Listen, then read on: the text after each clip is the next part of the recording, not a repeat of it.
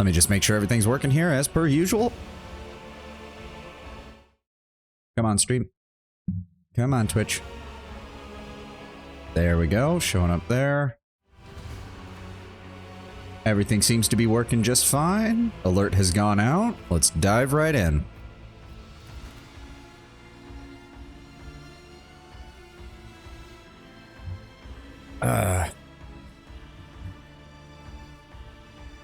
I honestly really hope we can get through everything in the 3 hours that we've got today. I would really hate to get through like 90% of it and then only have like an hour's worth of content on Friday.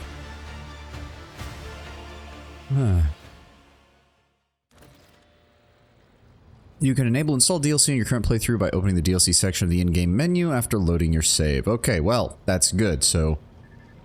Oh, it's okay, Tenwin, you didn't miss much. Ooh, no. We're gonna keep that off for right now because I have no idea what it could interact with. Yeah, we'll just have to find out about all of that stuff in the DLC another time. 15 hours worth of content. That's pretty good. I'll give them that. I'll give them that. Well, no spoilers, Tenwin, but if you want to give me your overall impressions of it, feel free. I believe we talked to everybody. One of these people. Does this have a name? No, it doesn't. All right. I don't believe there's anything else we need to do. Suppose we could check to see if anybody here wants...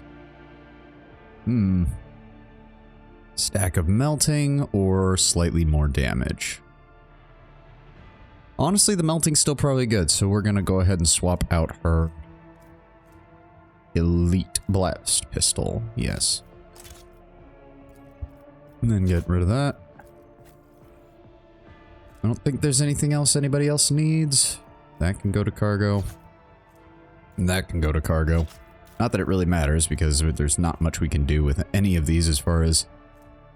Oh, right. I needed to put that on Ulfar, didn't I? Nope, other way. Oh, no. Oh, we already did.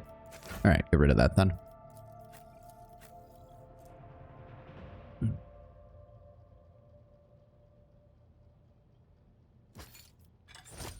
Yep, we'll go with that. And the only person who can really use his heavy armor is Abelard.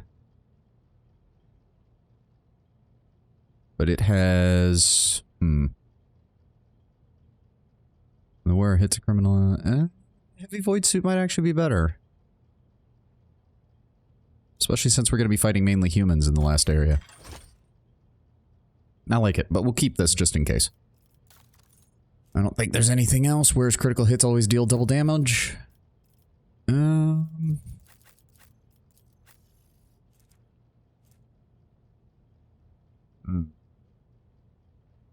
know what? That would probably be better.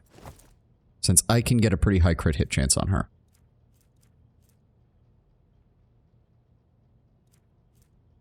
Alright. That's probably going to be everything that we're going to want. Alright.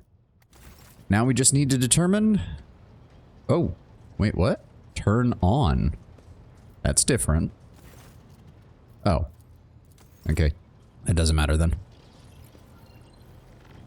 One of the things I noticed, it's very thirsty, no spose, but it's very I mean, I kind of figured it is a death cult assassin.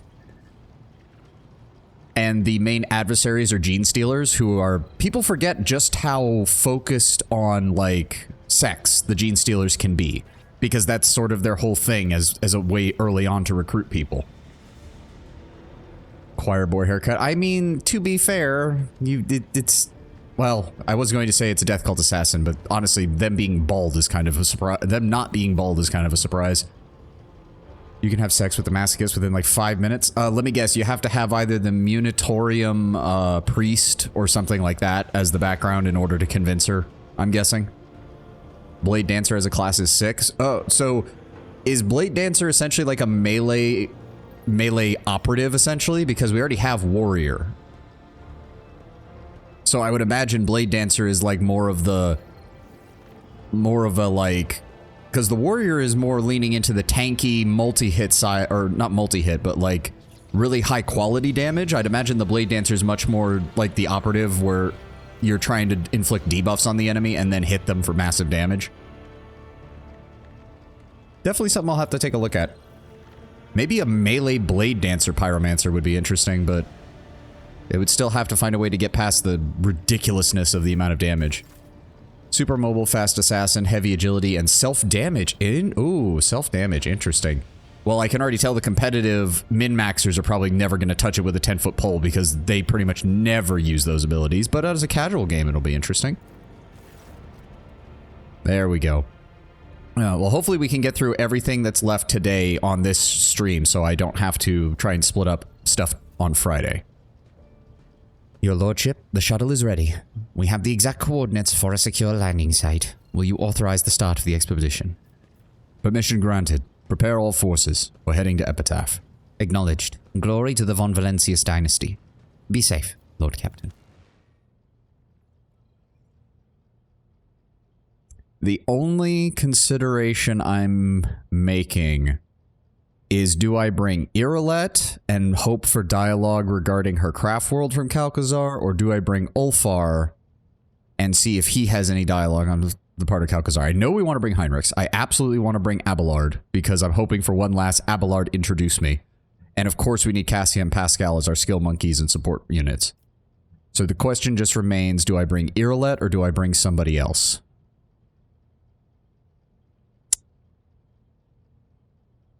Part of me wants to bring Ulfar. But I want to know if there's any dialogue there. You can sit down and clean yourself in the bathroom. While I haven't tried it yet. Apparently you can call companions while in the bath and interact with them, and amongst other things they can feed you in the bath. Well, I mean, some of them are probably down for that. I imagine Jay wouldn't mind that. Marazai would probably offer to cut you in the bath, but yeah. I can't see Irilette doing anything other than meditating as usual.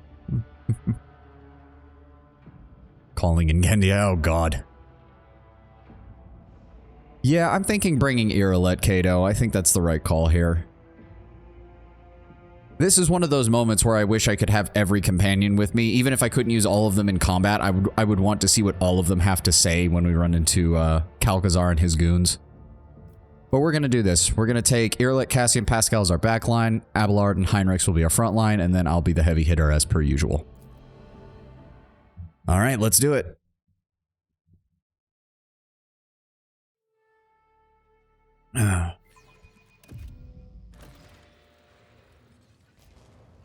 We already... Oh, God.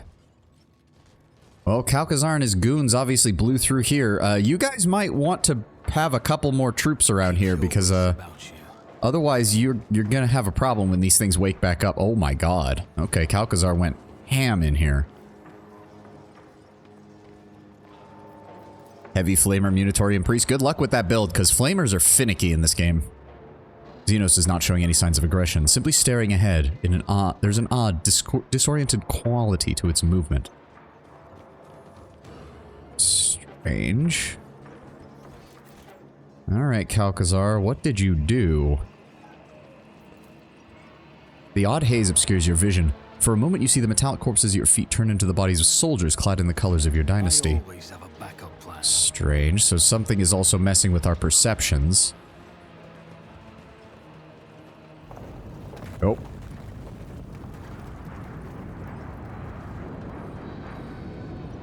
Oh, that one's floating. I don't know why. Oh. What in the... Oh, that one's still active. That's not good. Oh, never mind.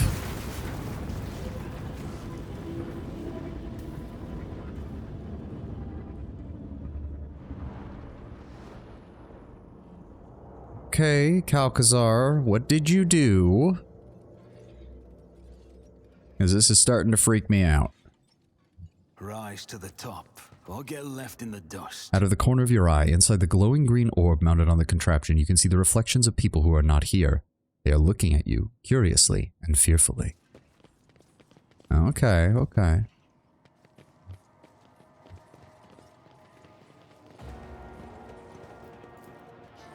The Xenos is making the same rhythmic sound over and over again, as if trying to say something but losing its train of thought and starting anew each time. Dear God, tell me he didn't give the Necrons Alzheimer's, for God's sakes. That's the last thing these poor sods need. Every few moments, the metal particles lose their color and become translucent, and you can see something dark and formless behind the metal, yearning to be born, unable to do so. Yet. Always keep your eye on the prize. Okay, Heinrichs, don't go running ahead. I was just trying to see. Oh. Oh. Calcazar, you fucking idiot. You actually woke up the whole goddamn tomb world. Oh, Jesus Christ. We gotta get a move on. That's not good. The broken metallic finger sticks out from between the sarcophagus doors that are slightly ajar. It wiggles weakly. Tomb asteroid at this point. I mean, it's obviously... Well, to be fair, Tenwin, the Necrons store most of their stuff in stasis / like teleportation pods. Just because this place is physically smaller than a full-blown tomb world doesn't mean it has any fewer soldiers in it. Oh, shit. Elegy of Sorrow. The drawn-out metallic groans form a painful, melancholy melody, one that oozes with venomous spite. I mean, it is a destroyer. They hate all life. The armored plates sing in an unknown language. Oh, you did not decipher the language of the ancient Xenos race. Oh. Well, that... I have no idea when we would have found that out. I have no idea what choices led to that. You feel as though the meaning is on the verge of reaching your mind, unless the monster cuts your lives short before that. The grating roar is more like the sound of a metal torture instrument than a sentient being's speech. Examine the creature. The Xenos' entire skeletal body is made of an unknown metal, interlaced with greenish energy channels aglow with currents. Below its waist, the flares of a grav pad are humming and rattling. Its upper limbs fuse into a formidable heavy cannon. Not a single part of the monster's body betrays vulnerability. Without a doubt, this is a technologically superb machine designed to annihilate life. Disabling it will not be easy. Calcazar is the one who has disturbed you. Once we have dealt with him, we shall trouble you and your kind no more. The sound of the vibrating metal plate has both the rhythmic malice of a march and the hollow hum of misery, the lament of an immortal mechanism doomed to aeons of wrath and battle, or else an impending demise. The salvo from its monstrous cannon is an infernal orchestral chord that makes the very fabric of space tremble. Well, yeah, I should have figured that. It is a huge bitch. That is true, Kato. Okay, yeah, he's got that same ability that the other ones did. We're gonna have to deal with this then. We got 12 enemies. One blighted Necron. Okay, is that actually going to show up on their list? Yes, it is. Ooh, 20% chance to become immobilized, 10% chance to become staggered, 10% chance to suffer damage equal to 20% of its wounds, 5% chance to become stunned, and a 5% chance to suffer necrodermis instability. Interesting. 1, 2, 3 up there. 1, 2, 3, 4, 5 down here. And 1, 2, 3, 4 up there. Okay, we're gonna need to... Oh, this is... Can we...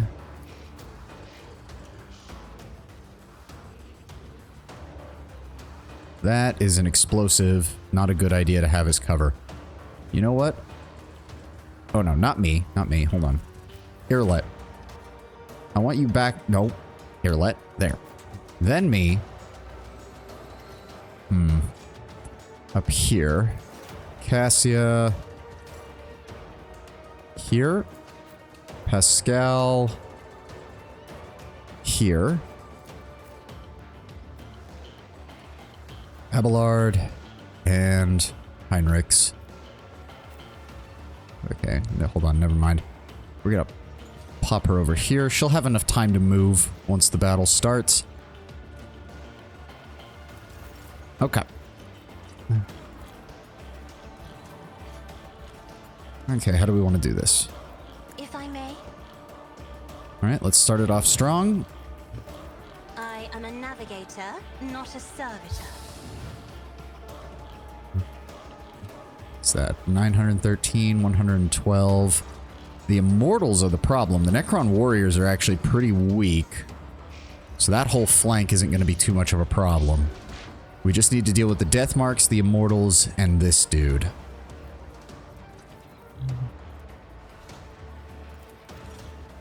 Okay. You can move up for me, Cassia. Strength. Point of curiosity. Go ahead and draw them all towards him. Lord Captain. Okay. And we're going to... No. Go ahead and use a warp I'm not curse. accustomed to being ordered around. Then I want you to fall back into cover. And then I want you to use Isn't this a that job for on the him. serfs? Reassemblement commencing. Can I do anything else? Yes, I can force you back. I am a navigator, not a servitor. Thank you. And then give me a Isn't turn. this a job for the serfs? Get me I up don't here. need luck. I have strategy. Of course, that doesn't allow me to actually... Okay, first things first, go ahead and... Hey, Darkstar! Yeah, we just got to the first fight on this world. Okay, so we're gonna put fire on him. Good. Then we're going to run and gun. Get over here. And then we're going to... Hold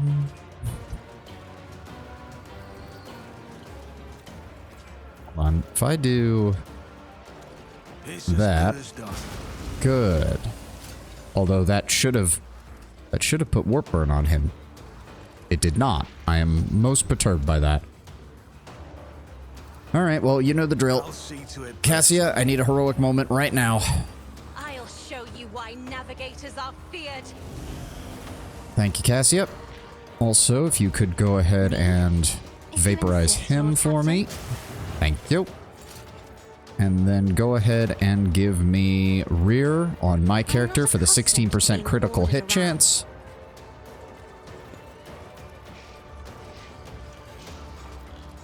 How much momentum are we at? That's actually not the worst. No, that's fine. Okay. So we're going to... So we've got fire on him and him. Let's go ahead and put it on the Immortal. And on you. And on you. Right. To... On it. And you. And to get over here.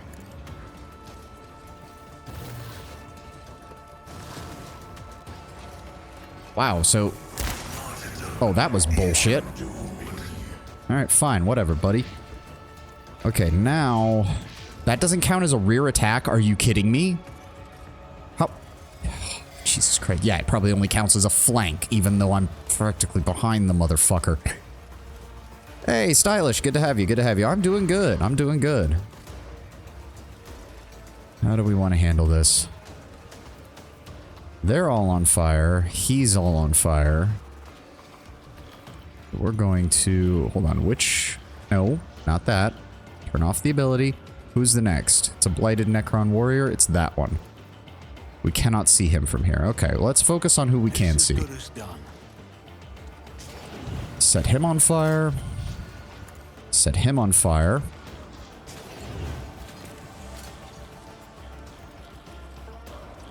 These are all rank 1 enemies. Then we're going to mark him as prey. Mark him as prey. Not me. And mark the death I'll mark as see to prey. it personally. Alright, that's everybody marked. If I move here and then... Nope, that's still not going to let me do that. So there's no point. Okay, how do we want to do this? Lots of people are on fire, so I'm thinking we...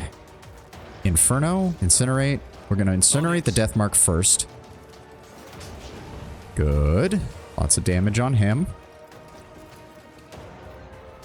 Then we're going to inflame. Good as done. Very nice. 4 targets down. And we're going to incinerate the death mark again to keep him from getting up.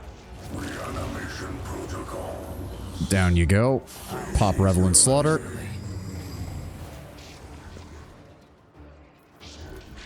And then we're going to pop on the Necron Warrior. There we go. Sweet. Just picked up an additional thing of...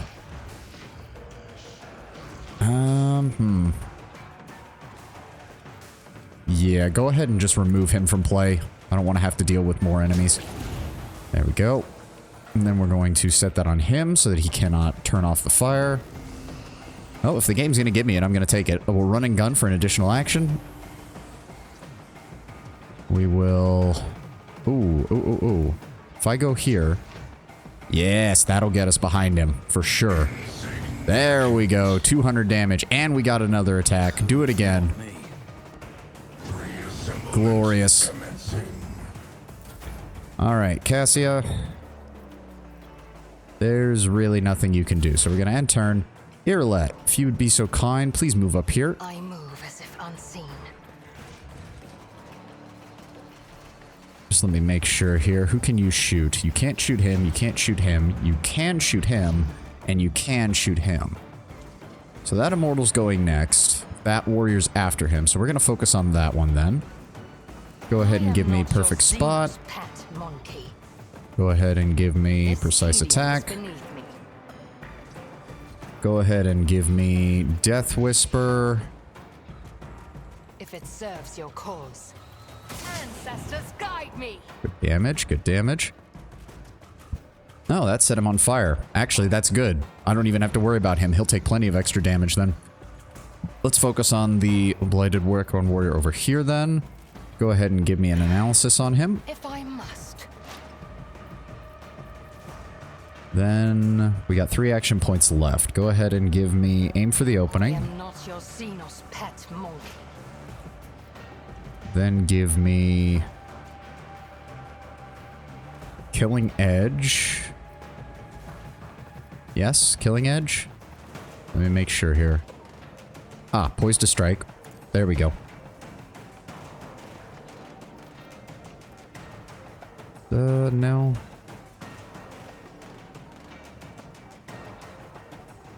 I'm gonna go ahead and give me the additional lethality. And then Killing Edge. I understand your intent. There we go. Knocked him down. And then I'm gonna have Irlet run over here to get a better angle on the remaining enemies. She loses the perfect spot bonus, but that's fine. Also deals 25% to the missing wounds. No, that's not going to do enough. End turn. Yep, the Immortal teleported. He took damage. He opened fire. Irlet dodged. No problem. And it's my turn. Oh, glorious day. Yep, that one died. The other Necron is on fire. What is that? 4 targets? Oh, glorious. Go ahead and pop that. Incinerate. He takes extra damage. Knocks that guy down. Go ahead and incinerate again. Your end was inevitable. He's almost down. Go ahead and pop. Well, no. No point in doing that just yet. It's as good as done. Burn away his armor. Annihilate him. There we go. 4,000 damage. Can I even... I cannot see him from here. If I move up here, I can see him and I can see him. Good. Get moving. Set him on fire. Almost dead. Set him on fire. Wow, this guy's still got quite a few hit points. Come on, knock him down. More fire. The answer is always more fire. And flame. And that's it. Also, it just occurred to me, none of the Necrons are teleporting away. That is disconcerting. Because that usually means something has gone horribly wrong. You fight fire with fire, I fight the world with fire. Oh, what is it? There's a quote from a Magic the Gathering card. It's one of the red cards, and it's... Of course you should fight fire with fire. You should fight everything with fire. Yes, I do play red decks in Magic the Gathering. How could you tell? The best Magic the Gathering deck that they never let you build is 40 lightning bolts and 20 lands.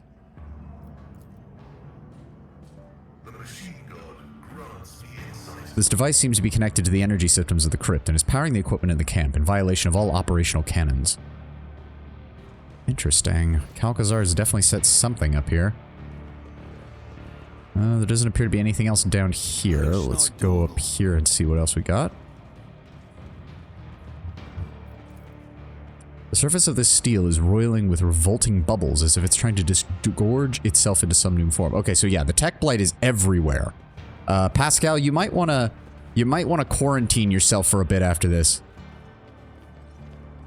Hello, who's this? The maimed creature at your feet is still alive, as evidenced by its heavy breathing. It was a woman once, sporting close-cropped hair and equipped for battle. Now her skin is shredded by the metal sticking out of her body in a dozen places. Oh, did he use one? This is the one that Heinrichs was concerned about. And from the sound of it, he used his own people as a testbed for the tech leprosy. Hey, can you hear me? With a heavy jerk, the woman raises her head, emerging from oblivion, and focuses her gaze on you. Even in her wretched state, her eyes still gleam with self-confidence, zest, and a subtle shrewdness. You... who are... Oh, that coat of arms rings a bell. Von Valencius. I'm not as surprised to see you as you may think. Who are you? The woman tries to salute you, but the metal cutting through her tendons has caused her to lose control of her fingers. Tanakia Calbergaria, Inquisitorial Acolyte, by the grace of Lord Inquisitor Calcazar, Warden of Epitaph 1 Covert Facility. What's left of it? What happened to you? We've been having trouble sleeping lately. Oh, you mean the metal growing out of my body? No idea. Looks like something's gone wrong in the crypt. Her voice becomes more serious and dry. Auspex has detected unknown radiation and then everything went to hell. Xenos didn't feel like sleeping in their coffins anymore. They started trashing the place. The pylon I was standing next to suddenly grew a dozen tentacles and one of them grazed me.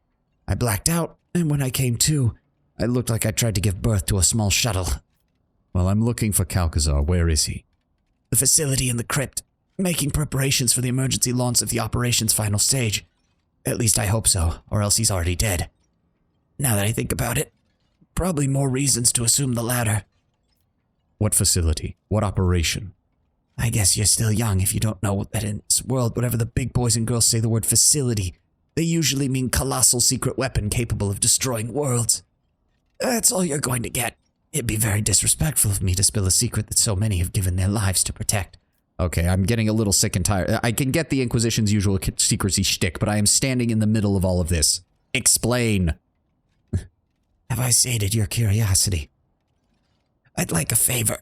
There's a pack of glow sticks in my breast pocket. Give me one. Keep the rest. I'm feeling generous. Take out a pack of glow sticks. Hand it to the woman. Oh, you're good enough to know what these are for, aren't you? Stick one of them to the tube between my teeth and light up the other. Just make sure you do it the right way around. Oh, I don't even need to bring a lighter. I can do that myself. Snap, snap. Let's be straight with each other. You've nothing to hide. Your body's dying. I'm begging you. In the name of the Emperor, what is going on in this place? Tanakia gives a long, piercing look, then speaks with sadness audible in her voice. Straight, huh? Alright, let's give it a try. You know what, I kinda like you, Von Valencius, for some reason. One day, Xavier decided to immortalize himself in history in a rather extravagant way. Oh, for the Imperium's sake, of course, right? But then things didn't go as planned. Or wait. Even though we expected they wouldn't, and now you better get very, very far away from here because whatever happened next, I don't think you're gonna like it. Or you can go down there, if you got the guts. Maybe you'll immortalize yourself too. That's what I would do, but I'm crazy, so I'm not the best example to follow. A weak smile dances on the woman's lip. So about that glow stick. Joke's on you, I've got 3 girlfriends there. I mean, it wouldn't be surprising. The Inquisition doesn't give a shit what you've got dangling between your legs or who you choose as a partner, just as long as you don't commit heresy.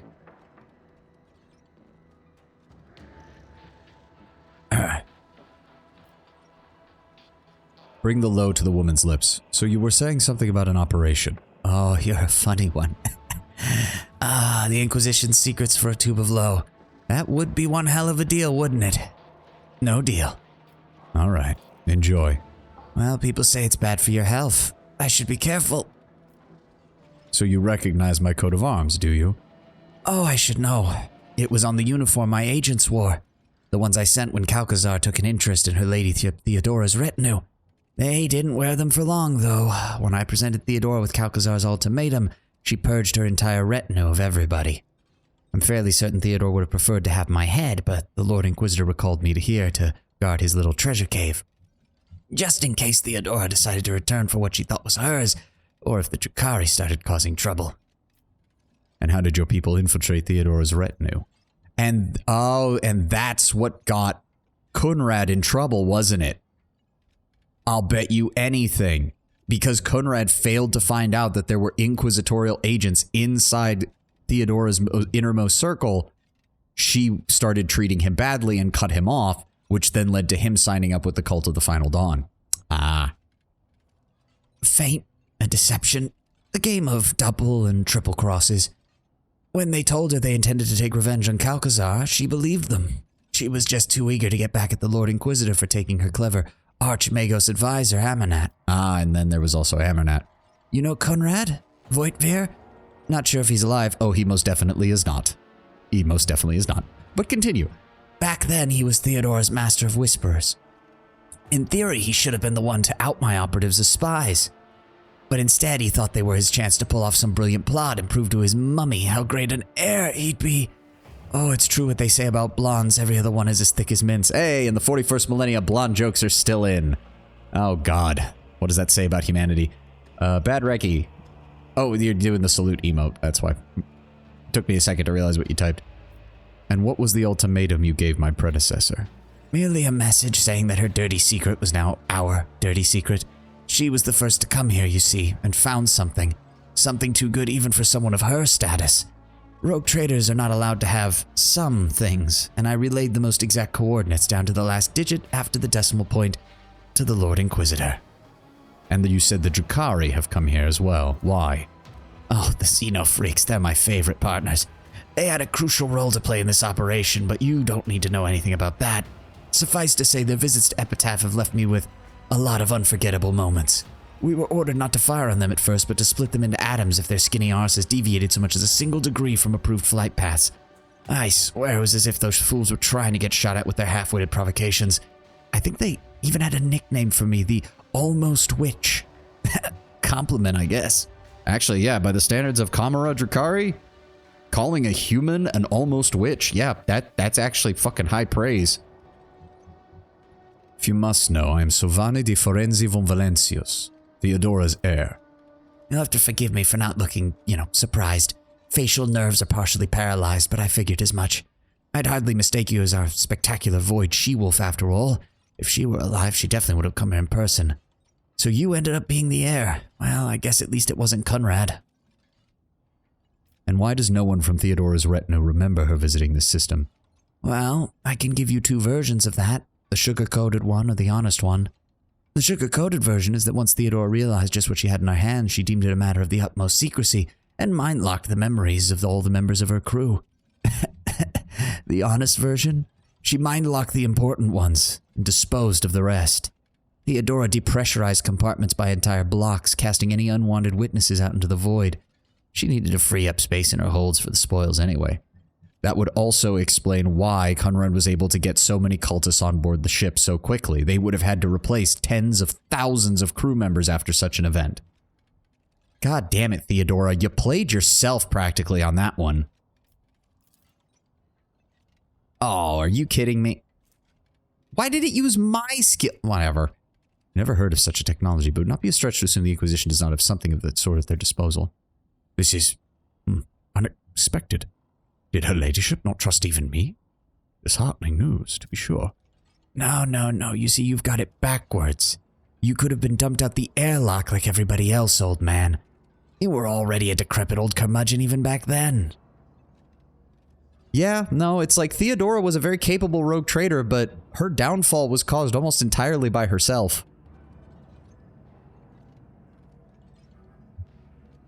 Well, now I know.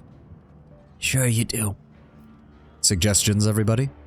I suggest granting this acolyte the Emperor's peace, at least in honor of our years working together. Oh, you always been so sentimental, puppy. So attached to your colleagues, your hair, your eyes. Oh, I'm sorry, is that still a sore point? Fair enough.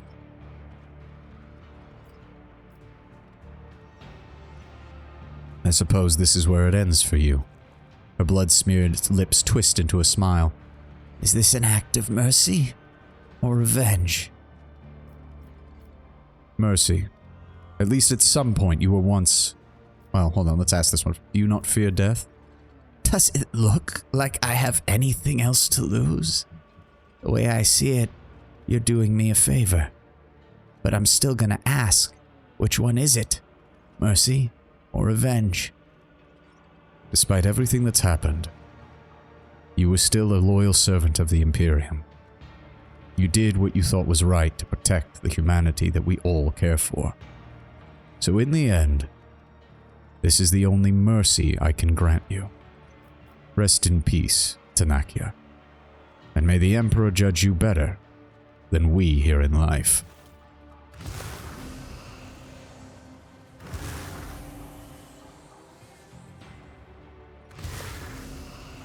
Game.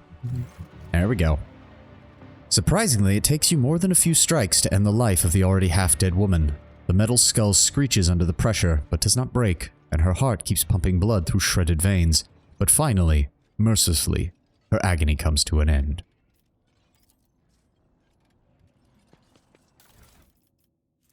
That's it. Serrated monoknife. Everything else on her was torn apart by the tech virus. This is intriguing.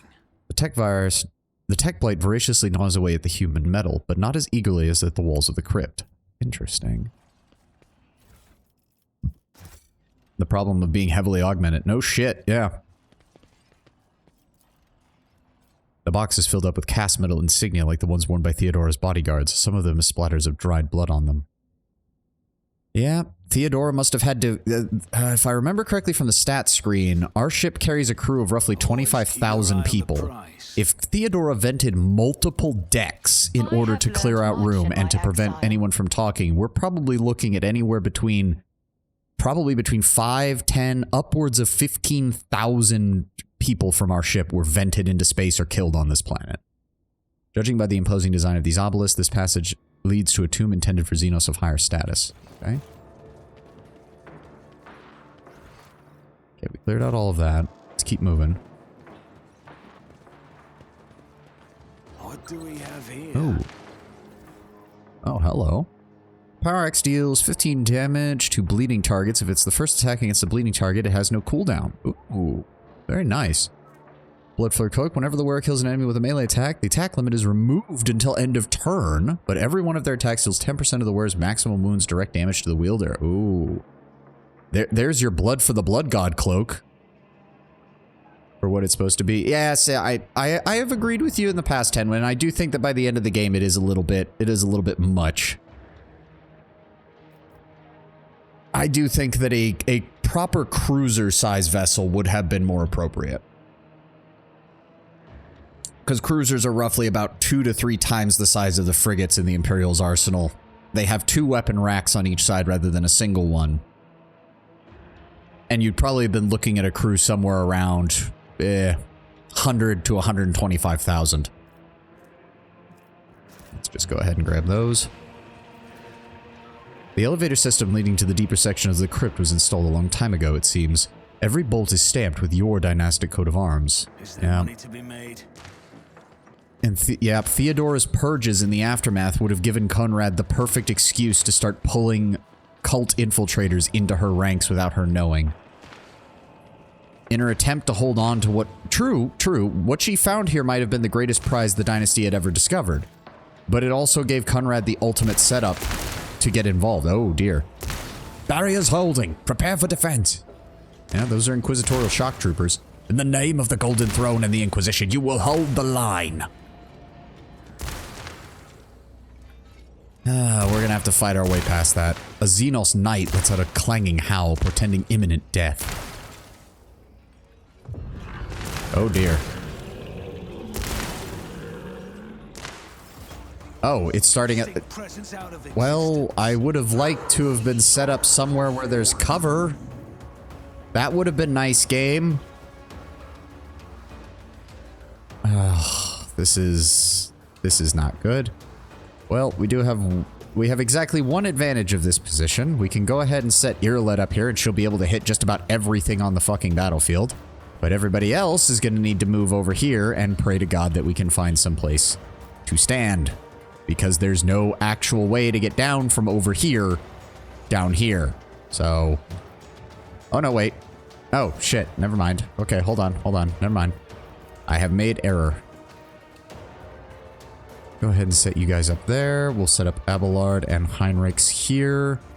We'll set Cassia up here. We'll set me up here. Okay. Okay, see, that's bullshit. That's bullshit. She can see over the top of the goddamn barrel. Oh, whatever. Isn't this a job for the serfs? It's a bit confusing when the game first came out of the community. Why are we, the rogue trader, flying around with the warrant trade, something that is way too invaluable? The warrant should be on the capital world in a massive vault.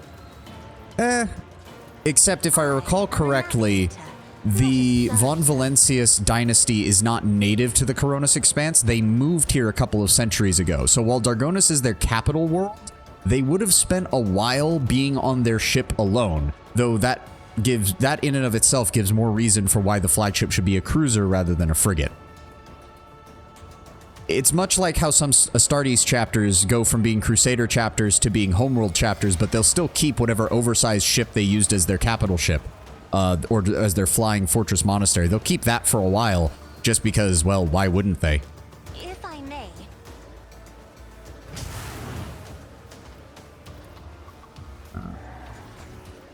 Can't cast on him.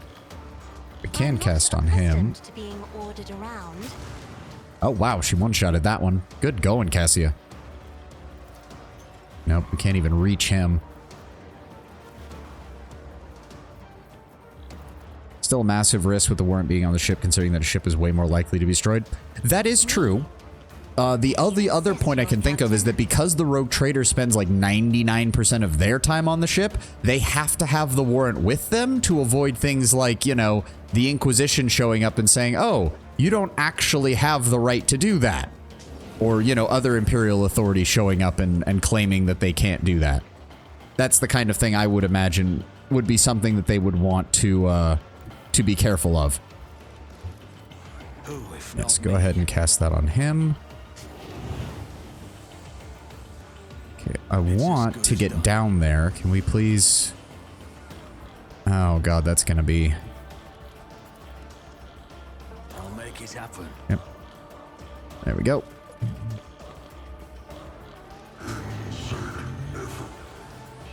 Okay, we at least managed to get a fire attack on him. What does he do? They actually include the whole breakdown now. That's nice. Murderous Demise grants 100% critical hit chance to every ally for 1 round. Fuck that. For 2 rounds, creates it, which reduces perception, willpower test, annihilation. Oh dear. Okay. He has 6 deflection and 125% armor, so we're going to go ahead and use Inflame. That should kill all 3 of these guys. Well, 2 of them, at least. That's better than nothing. Cassia... Oh, are you kidding me? Of course, no line of sight to target. Are you... Okay, fine. Be careful. Okay, not I to will cross admit, my gaze. having that as the backdrop to what we're doing up here is amazing. Okay, we're going to... Well, hold on. Can I...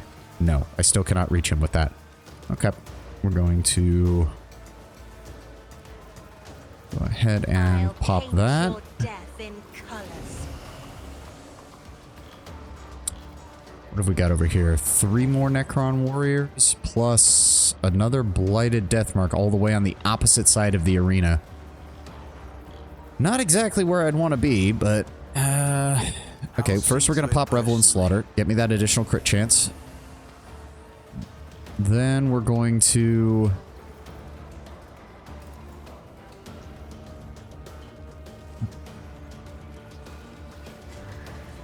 all the way over here.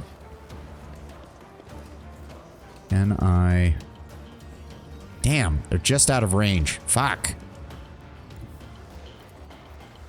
If I move there, I can get a hit on him, but that's really not going to matter. He's on fire. He's on fire. Alright, I guess we're going to be using this then. Go ahead and pop that. Blast him in the face. Blast him in the face again.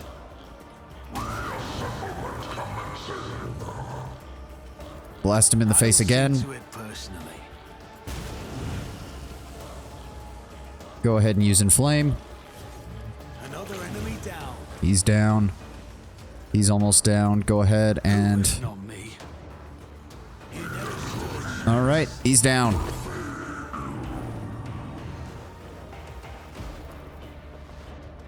We'll go ahead and finish off the death mark.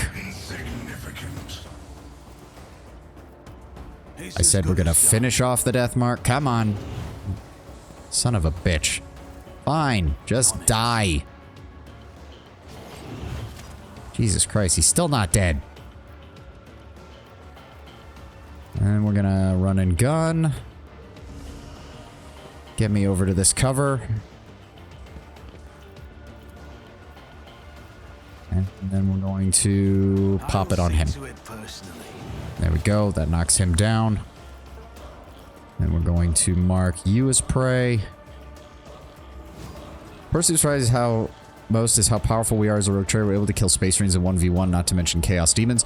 Well, to be fair, this was something that people pointed out with the tabletop version of this rule set, is that you have to remember it's not shown very well in terms of how the gameplay is presented to you, but you have to remember that some of these ranks where you're just getting more and more powerful is not just your character themselves improving their skills. It's getting high-grade augmetics plugged into your body. It's getting muscle rejuvenant and bio treatments from the Adeptus Mechanicus that are pushing your body beyond anything that a normal human has. People forget that the Imperium does have access to technology that can bring a normal human up to the level of a Space Marine in terms of combat ability. It's just prohibitively expensive, and it actually takes longer, because the body has to recover in many cases, than it would be to try and make that a common procedure.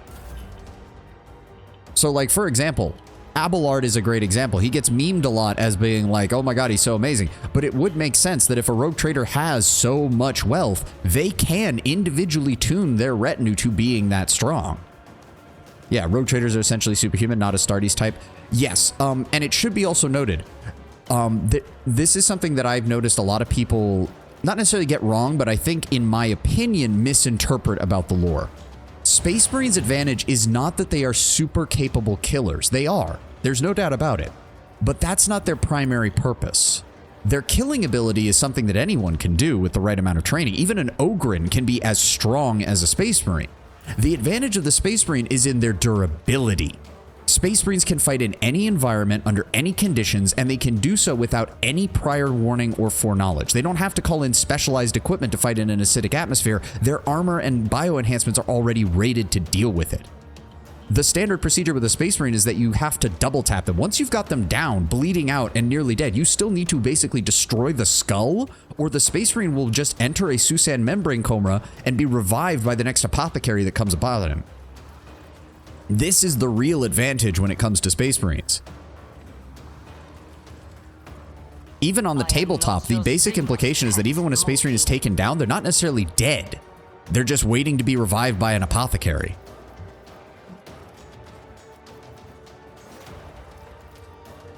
If it serves your cause. They're essentially a Swiss combat knife of a super soldier. Exactly. This is hidden from my Well, sight. that didn't do me much good.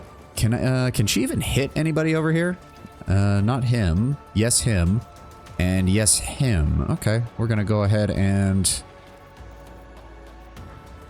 Wow, target's too far away. Okay. So if we... No, not that one. That one. Wow, too far away. Okay. Just take a shot at him then. There we go. Good damage. We've got a heroic act. We're just gonna go ahead and do that. There we go. Almost got him. My sight. And then we're going to mark him with that. Nope, too far away. Okay. How about this one then? Serves your cause. Yeah. Oh, good. It's my actual first turn. All right. How Argenta somehow outsped Theodora and more considering set enhancements with just a last pistol. Well, she had her bolter, not a las pistol. She did have her bolter.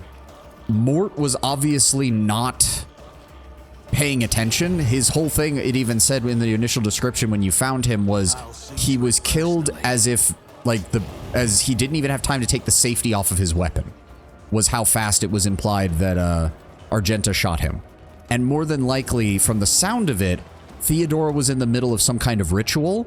If Argenta shot Mort first, and from the sound of it, her bolt round hit either a weak point in his armor or just detonated out his entire back, in which case, he's even with his enhancements, he's dead. His ribcage is gone.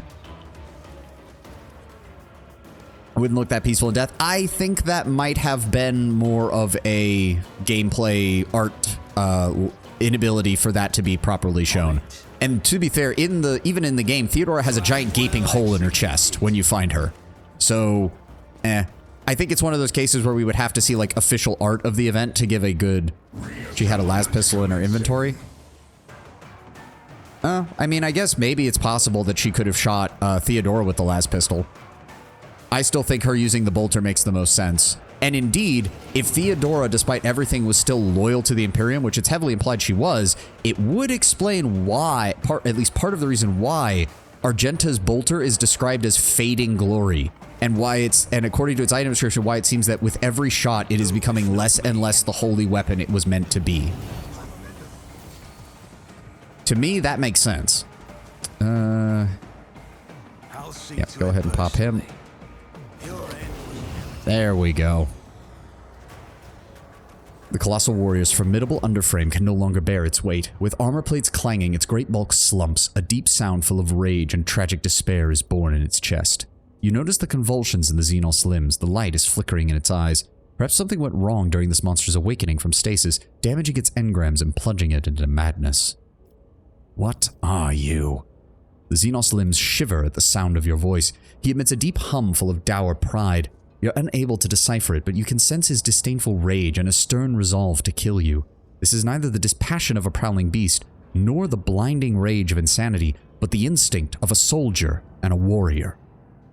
A soldier of iron, a sentinel of the tomb of the Ancient Ones, a child of the Ingir, star devourers, eternal enemy of the Asayani.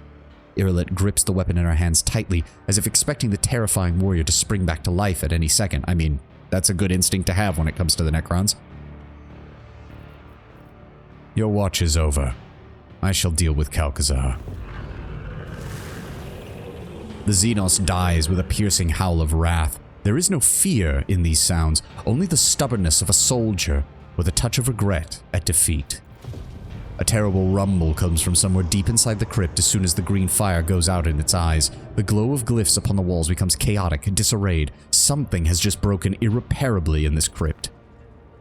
Rise to the top, or get left in the dust.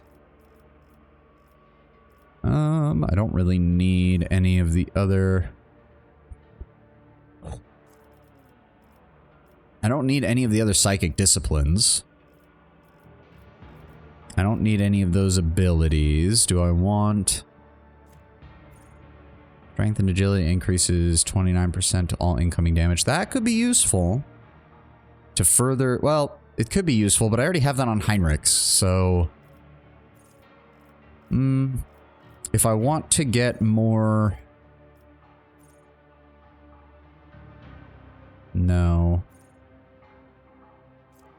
None of the others are useful, but Dash is useful. 0 AP. Immediately dashes in selected direction, spending all their movement points. Does not provoke attacks or opportunity. Allows them to dash through allies and enemies, but not through obstacles. That's still not actually that useful. Yeah, I'm just going to go ahead and grab Enfeeble. We grabbed agility. We grabbed willpower. We'll go ahead and grab... non-burst ranged area attacks. Would that count for my Firestorm ability? It might, but I don't really... It's not really any use to me. Guess we'll just go with Fellowship. No, we'll go with Intelligence. Maybe it will affect it. I don't know. Joint Analysis. Their allies' attacks also remove exploits and deal int damage bonus. That's decent. Go ahead and grab Perception to further reduce enemy dodge chance. What else has she got? Willpower and Toughness. Target is immobilized.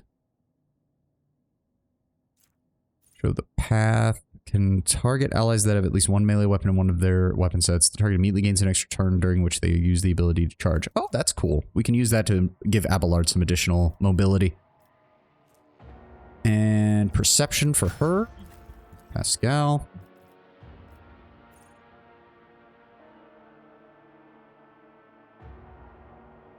Come immobilize until it gains agility. None of these are really that good. We'll go with Joint Analysis. He's got Intelligence. He's got Ballistic Skill. We'll grab Perception to further reduce enemy dodge chance.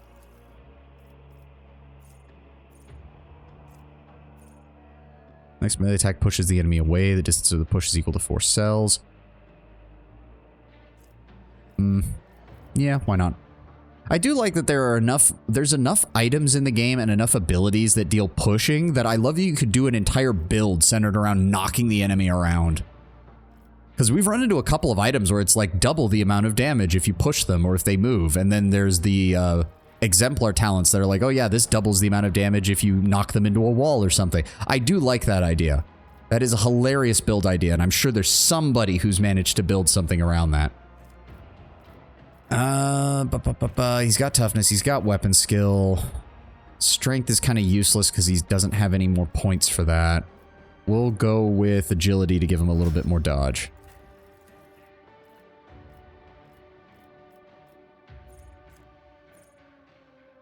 Till the end of turn, MP by 7, Agility by 13, and AP by 1. Honestly, not that bad. And in the rare event where he goes before I do, we can always cast it on my character to give him even more AP. No, Strength is going to be useless for him. Let's go with Agility and give him... Yeah, we'll go with Agility. Yep. No loot. I always keep my options open. Deactivate the shield. The Lord Inquisitor is expecting the rogue trader.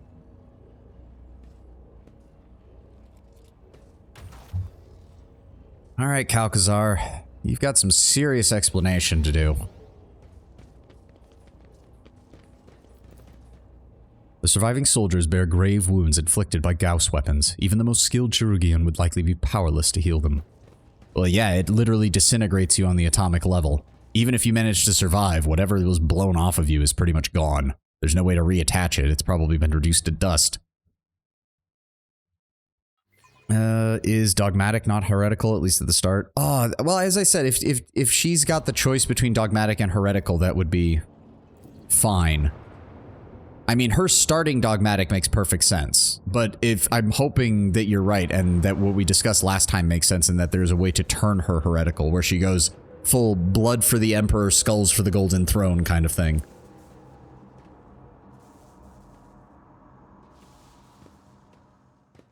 Ugh. Oh. Alright. Keep your wits about you. Oh, there's actually loot here. Let's go ahead and take the... Oh, never mind.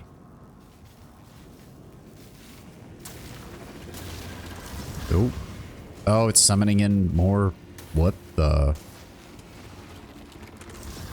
Why does that look like me?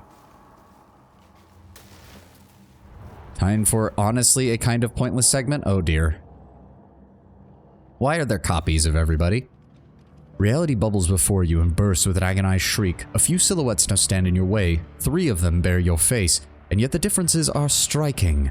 Each has been marked by other accomplishments and different experiences, making you feel like the protagonist of a tale about a pair of twins separated at birth. Oh, are we leaning on the fourth wall a bit? Are we? To be fair, if anyone's going to lean on the fourth wall, having the Necrons do it is kind of on brand. Emperor, bestow strength upon me to smite yet another obstacle as I carry out your will. My master, the changer of ways, is this of your making? No, I can feel it is not. You are not playing tricks upon me, you are sending me prey for a grand sacrifice. Is there some ironic lesson in what is going on? Should I be looking in the mirror a little less? Or perhaps try to look at myself from the outside?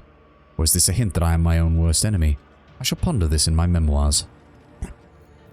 Look at where your doppelgangers came from.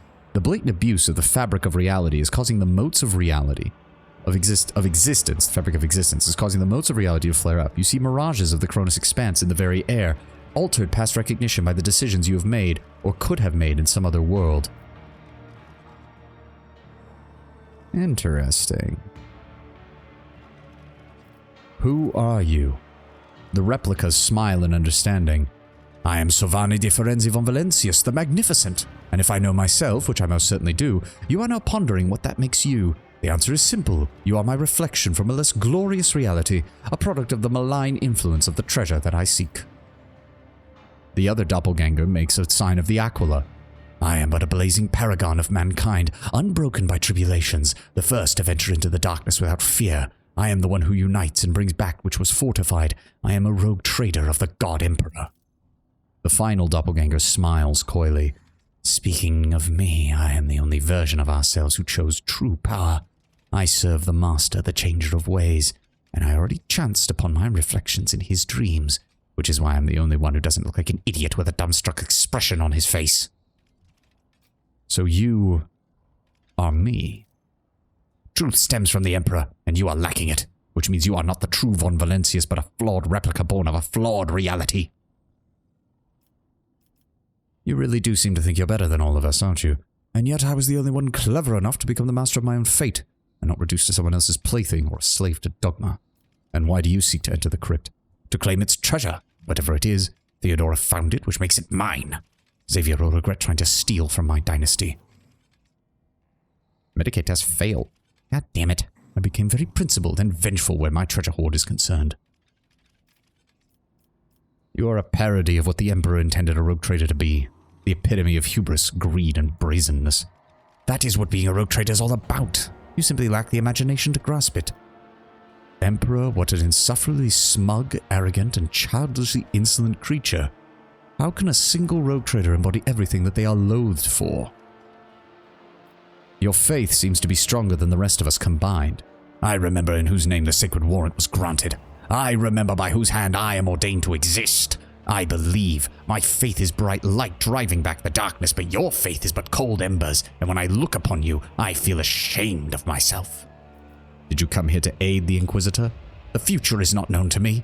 The Lord Inquisitor did not give me the full details of Operation Precious Sentinel, but he mentioned its importance to the Imperium. I have come to lend my aid or to stop him if his plans go against the will of the God Emperor. Your doppelganger vigorously chops the air with his hands, and you notice some stiffness in its movement, as well as a subtle grimace of pain. As you look closer, you realize that lurking under your replica's clothes are chains of penance with jagged hooks digging into his flesh. Some instruments of humility are only worn by the most fervent of believers. Cassia covers her eyes with her hands and shakes her head. The heart of your hues is blinding, Lord Captain. Scarlet and gold shroud the very essence in overpowering radiance. But deep inside, I see a palpitating smudge of sable blue which you have banished, which you loathe, and which ruins the perfection of your image. Are you afraid of a misstep, of loneliness, of the Emperor turning his face away from you? Do not dare lay your accursed third eye upon me! The copy's roar is deafeningly loud. How did you survive the cleansing of your Act 5, monster of Ocelio? Felic and I crushed your followers and purged your house of corruption. Did your heretical powers enthrall my copy's weak spirit upon this reality? How ignoble, how disgraceful. And where did such piety come from? It filled me on the day that Sister Argenta and I executed Theodora for heresy. I saw her wickedness, her depravity, and felt unclean, stained to even be related to her, and I swore to redeem the name of my dynasty. The Lord Inquisitor from your reality must be very pleased with you. And how many feats of faith have you accomplished? Not enough. I struck down Caligos Winterscale, foolish champion of Corns in the ruins of Dargonus. I joined forces with the benevolent Incendia Corda to purge the Final Dawn when they incited their rebellion and used footfall to summon a greater demon called the Edge of Daybreak. That unclean spirit is now sealed within the station that I have proclaimed forsaken forever. After the purging of Janus, the Xenos of Crudorak, and the cabal of the Reaving Tempest forged a profane alliance against my protectorate, but with the aid of the noble Space Wolves I defeated their combined forces and banished them from the Expanse. Ah, interesting. So somehow the Cult of the Final Dawn, probably as a result of Corda's own actions, ended up on footfall for the most part. It seems as if this version of me became a mindless zealot. Vice masks envy as contempt. And so you, the worst of the lot, one of my visions, chose to serve the archenemy. I do not serve, I reign. You grovel, but I dominate, and will rise even higher. You notice that your replica is sporting elaborate makeup, and under a layer of powder, the doppelganger's face looks strange, its skin covered in wrinkles. Somehow they remind you of closed eyelids.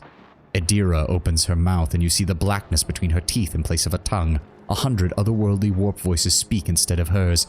The Master requests a sacrifice. A living sacrifice. Toss them into the warp. Their past will be unraveled and woven into yours. And why did you come? My Master directed me here and revealed my destiny. This is where I will cut short the life of the Corpse Emperor's champion and claim a great trophy. This is where I am fated to become one with the warp. The righteous reaction almost seemed good, even if he's way too much. I mean, it's standard Imperial stuff. It's standard Imperial stuff.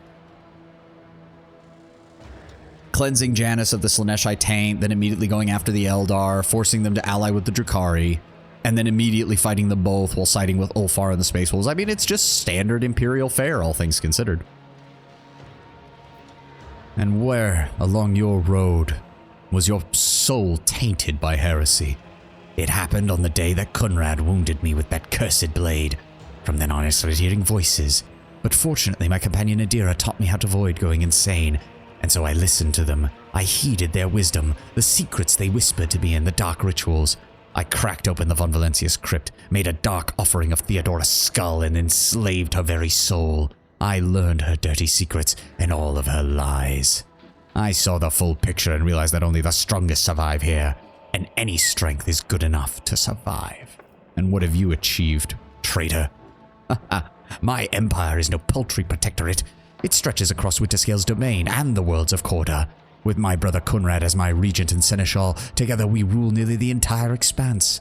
I deceived Uralon the Fool and banished him from the Expanse after subverting his own cult. I taught the brazen Drukhari a lesson by sending the Orselio navigators into Commorragh to cause the most powerful disjunction in history. And on Quetzal Tamer, I struck down Calicos, a rival for the favor of the gods, and used his blood to forge a pact with the Edge of Daybreak, my most illustrious teacher. Emperor, why do you so rarely send me heretics who are this eager to confess? My job would be so much easier. House Orselio would never swear allegiance to someone like you. We follow the light of the Emperor, and you are a twisted chaos incarnate. I see that Asurian has blessed my path, for in this reality, I met a human with a powerful and radiant soul who was unyielding to such corruption. I remember you, little Xenos. I see you've lost your spirit stone in this reality as well, and yet you survived. Amusing. As amusing it is to recall how you and your kind begged for mercy as I sent you off one after the other to a feast of the Lord of Pleasure. You... Actually, no, I like this one. There is some... You know, Heinrichs, I agree. There is something slightly hilarious about the way this one is revealing his villainy. You won't believe how little I care about what you think. Well, this situation is a bit complicated. How shall we resolve it? We shall battle, for I sense your soul's greedy interest in what is hidden in the crypt, and I will not allow you to take possession of such a blasphemous object. I see we're outnumbered compared to you, Doppelganger. I think it would be wise to join forces, topple you first, and then resolve the conflict between those who have survived. I concur. We will finish off the one with the biggest retinue first, then decide who is worthy of the prize, though I already know who it's going to be.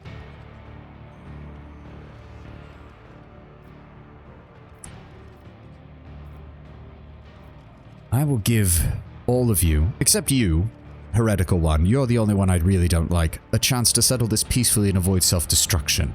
A great deed is not accomplished by peacemaking. It is accomplished by spilling the blood with righteous hand. I'll make an example. No, it was worth a shot. Your doom has been foretold. Adira the Insidious, the Cursed Reflection, the Glorious Reflection, and then Argenta the Scourge. Okay, that's a pretty bitchin' title, I'll give you that.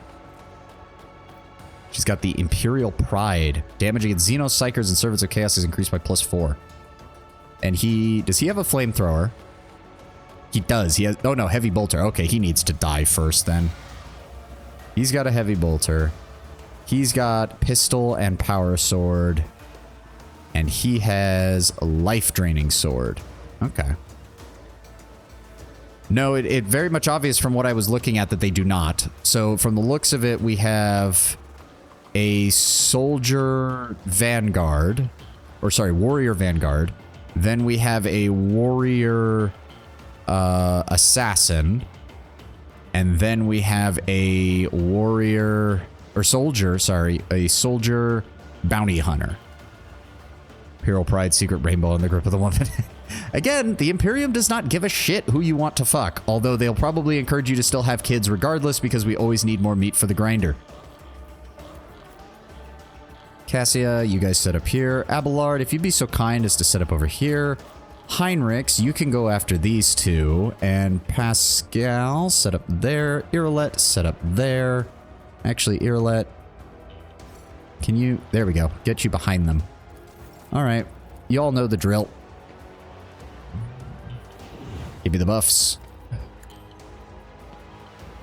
I doubt they're big on Pride Parades. Well, yes, because, well, it's the Imperium. Unless it's praising the God Emperor, they're not going to be big on any parades. That's kind of a given.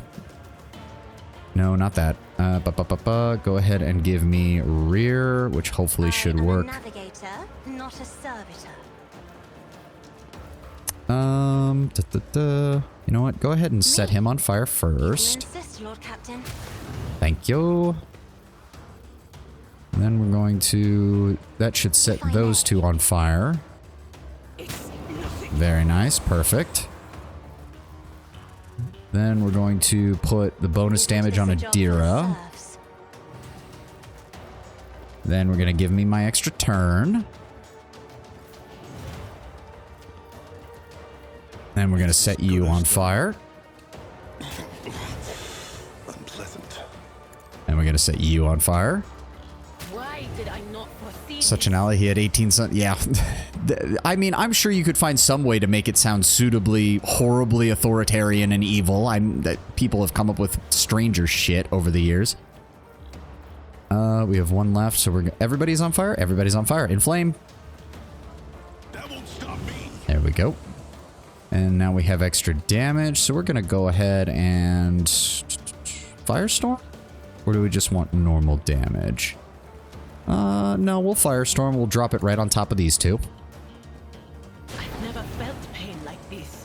And then that ends the turn. We can't get heroic, but we can pop this. Get our free turn. The most cursed of fanfiction. I'm pretty sure I've seen that joke before where it's like, what do the Sisters of Battle write fanfiction about? And it's like the Emperor and Malkador. It's like, oh god, I hate it. I hate it. Alright, go ahead and... Why is he on fire? I didn't even realize that was a thing. We'll go ahead, cast that. There we go, extra damage on him. Then we're going to set Argenta on fire. No, you won't. Set you on fire. Bloody yet still standing. Set you on fire. That should take out Adira, actually. Yep, Adira's down. And then we're going to inflame. I need your aegis, O Emperor. Yeah, this version of you is not making it, Argenta. Sorry. Another enemy down. Oh, almost forgot. Go ahead and pop that. Get me more crit damage. I'll see to it personally. Yep. That might be able to knock him out. There we go. He's down. Oh, this can't be happening. I'll make it. Oh, it's happening, buddy. Is this my blood? Yes, it is your blood, surprisingly enough. You know, I'm going to do something really stupid just to see what happens. I'm going to purposely skip Cassia and Irelet's turn and see if the fire damage is enough to kill both of them. Oh, wow, he actually survived. I don't know how. I also don't know what he's doing, given that he's a melee character. Are you okay there, buddy? That's a lot of abilities you're using. Oh my god, okay. Alright, Irolet, that was my bad. Let me take care of that. You never stood a chance. Are we done? We Wow. always have a backup plan. I'm sorry about that, Irolet. Removes traumas? Yes, remove traumas. Where is it? Where is it? Where is she? What the? Abelard? Heinrichs? Pascal? Irolet. There we go. Your technology is limited, but I am grateful. I'm honestly surprised that guy survived with a single frickin'... He had basically a single hit point left, and that was it.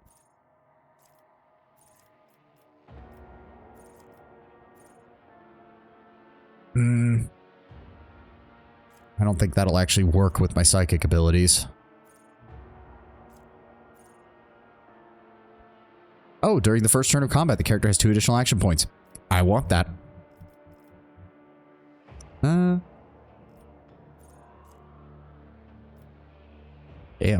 I don't know if there's any of the others that we can even bother to have. Heroic Act. Psycho decreases Veil Degradation by 5, except I don't really use that. Resolve is increased by 6 when Veil Degradation is 10 or lower. Yep, we'll go with that.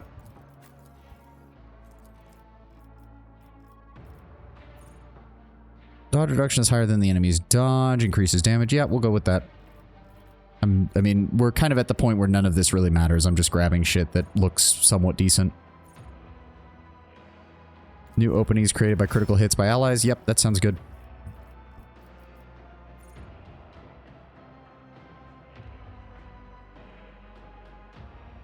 We'll go with that.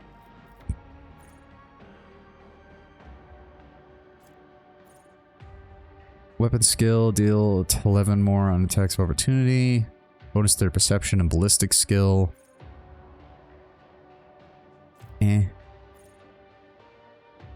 Allies affected by the officer's abilities gain a bonus to all resistance tests equal to 20. Yep, sounds good.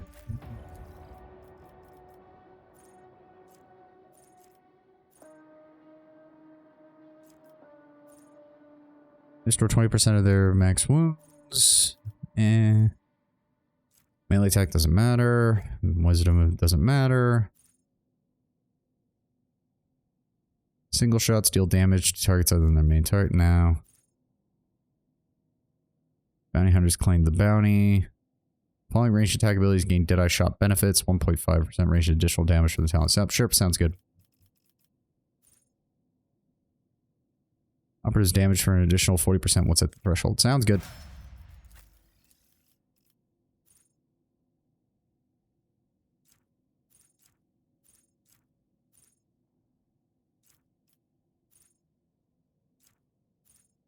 Deals damage to an enemy. They gain degraded defense, which is always good to have on everybody because it just completely invalidates the enemy's defensive abilities once you start doing that. Defensive maneuvers, sure, why not? Make Abelard harder to hit.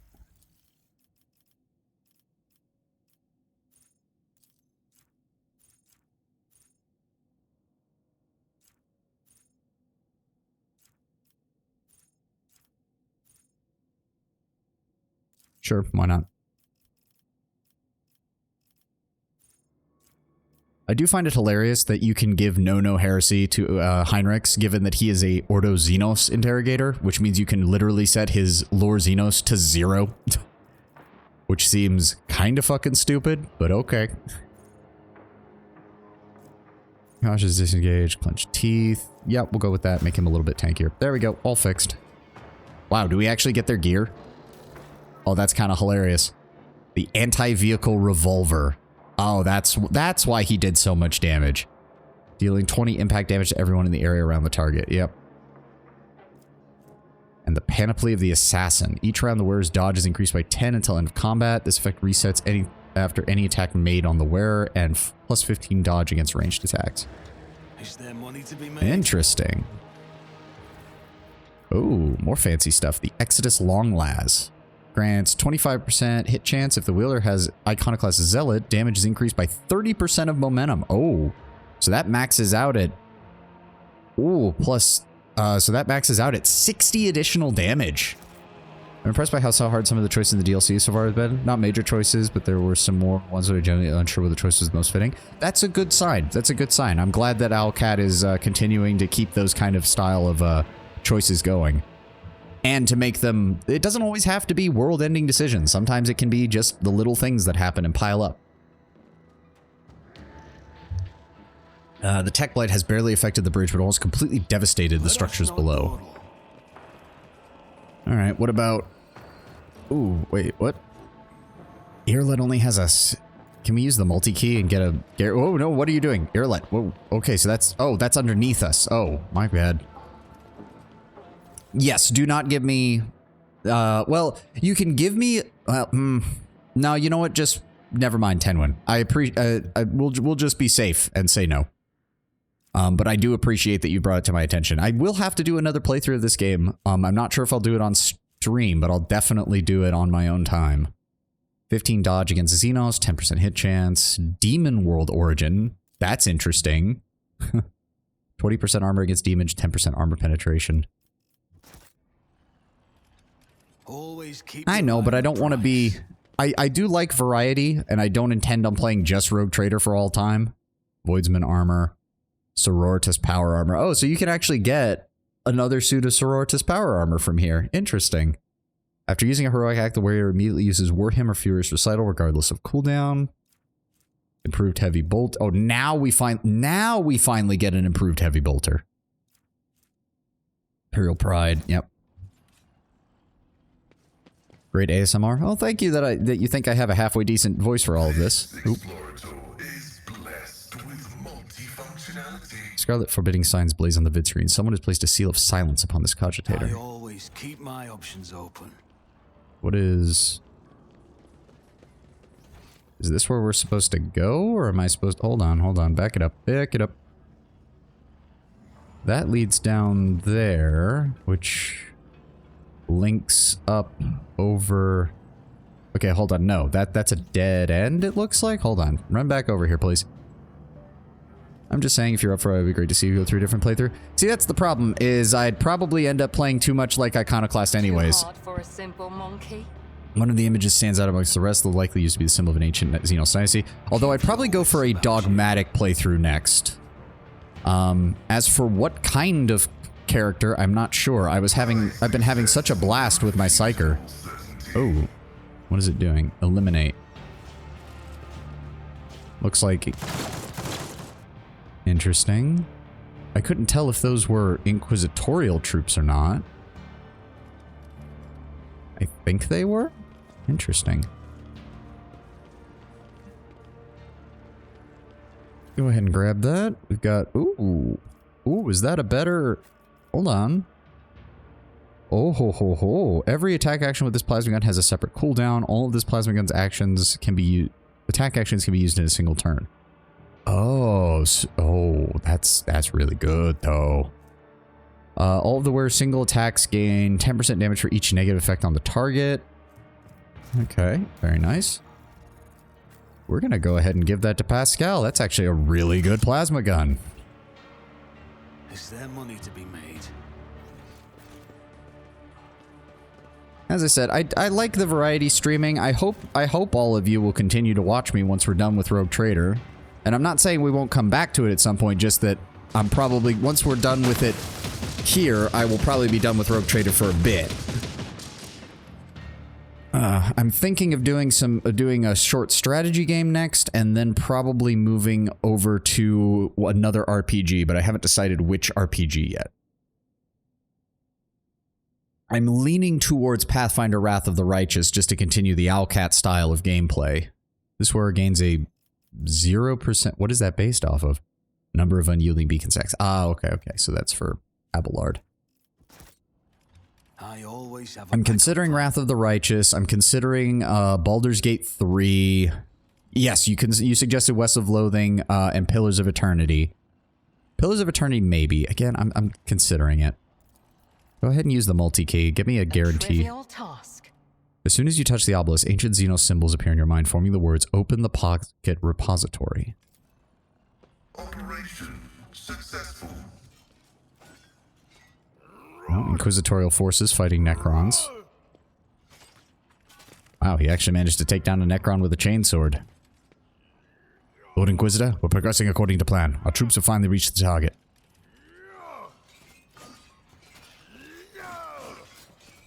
Damn, Calcazar must have been running out of resources if he was having his troops fight melee against Necrons.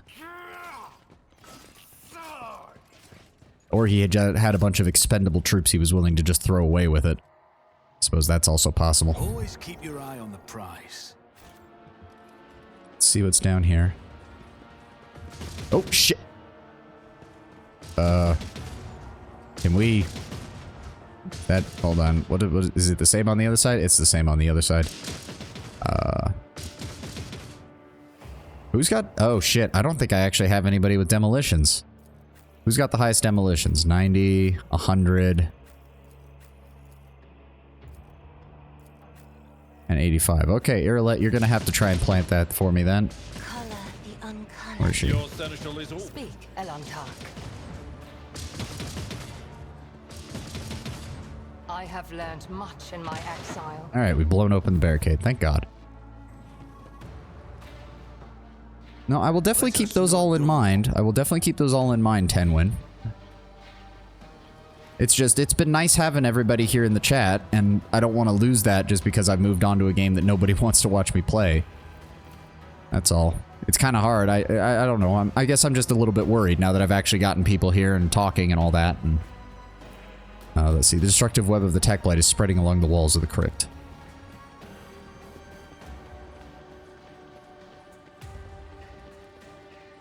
Alright, can we pop this one open as well? Ow! Too hard for a simple There we go. I always keep my options open. Did we got injured by that. Okay, hold on. Hold the phone. Sometimes you consult the appropriate treatise on Tactica Imperialis and weigh every step. Sometimes, though, you just fire your biggest cannon and save the day. Come on. Get those off. The healing is much appreciated. This we go. wound will make a fine scar. Integrity factor increased. Oh, Tyranny. That was the other one I was considering, because I've heard really good things about Tyranny's magic system. And getting a chance to play another mage character is most appreciated. In case you couldn't tell, I like my magic users in fantasy settings. I like being able to change reality at a whim. Tyranny might be a good one. I've also heard Tyranny's not that long as far as CRPGs go, so that might be a good choice after this one. I'll have to look into it. As I said, we will be doing a strategy game after Rogue Trader is done, but those aren't gonna, that's not going to take nearly as long. I just want something to serve as a bit of a palate cleanser, and then we will move on to another RPG. Alright, let's see what we've got here. Well, well, hello, Calcazar. I see that you did not heed my warnings, Sovani di Firenze. Your decision to come here in spite of them may have consequences for us all. But we still have a chance to turn it to our advantage, if your lordship listens to me very carefully. With all due respect to you, Lord Inquisitor, I shall ask that you refrain from any further threats directed at the blessed rogue traitor, lest you face repercussions from me. How courteous of you to warn me, Master Viserion. I will remember your words. Master von Kalox, pleased to see you. How was your journey? Illuminating, Lord Inquisitor. Heinrich's tone would have frozen anyone else solid, but not Calcazar. The line you are treading is an incredibly dangerous one, Calcazar. The Tech Blight, the Eschaton. You're creating a kill switch for technology itself. Stop this madness. What you're creating could doom the entirety of mankind. You are the one who is attempting something mad and dangerous by acting with insolence towards a Lord Inquisitor. By the Emperor Sovani di Firenze, I am in no mood to squabble with a rogue trader, not even with your recently installed lordship. Is that what you're here for? What is that? It is the Shard. As you've noted quite aptly, it is the reason I am here. Its construct contains an ancient, or rather, a pre-ancient being of a cosmic power. They were called the Catan. The entity is currently trying to escape, and I am here to collar it. Oh my god, you're an idiot. Calcazar nods at the giant device, whose design clearly points to having been brought into this crypt from outside. No one upon this world is capable of taming the power of an Ingir. They are the Star Devourers. If you think even a small and imprisoned part of one of them is going to yield to you, you are truly mad, Monkai. Mad and short-sighted. A Catan shard. Here. A specimen of that ancient predatory race, devourers of the pulsars who feasted upon entire star systems. Reality itself bent to their will, but many millennia ago an ancient Xenos race managed to defeat them, shatter them into pieces, and lock them away in prisons, like the one you see before you. The Ingir are no mere predators, Monkai. They are not just another sentient race. The ancient tales speak of the great war between the Ingir and the Old Ones, and in that war, the Ingir found allies to whom they promised unbound gifts. You have seen them here, Elantak. Your species knows them as the Necrons. The Ingir granted them everything they needed to fight their enemies, but their largesse came at a price. They were tricked into a state neither of life nor death. The metal warriors that would serve the Star Devourers for aeons until they finally rebelled and confined their former masters to prisons such as this one. Do you wish to be tricked by their power too? Your unsanctioned Xeno does have a point, Rogue Trader, which isn't the same as saying she is correct. The Imperium shall harness this creature's power and turn it against our enemies. You know, people talk about the radicals among the Ordo Malleus who use demons to fight demons, but I wasn't expecting to find an Inquisitor who wanted to use a Catan.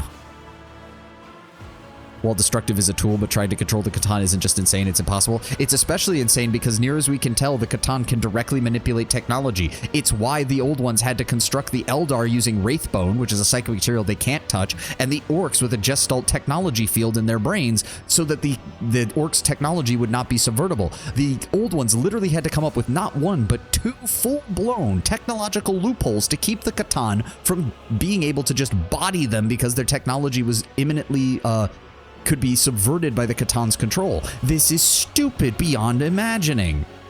And with the Tech Blight being here, you're risking that the Catan itself could be infected by the Tech Blight, which I guarantee is not going to kill it, but is instead basically going to turn it into the ultimate infection vector.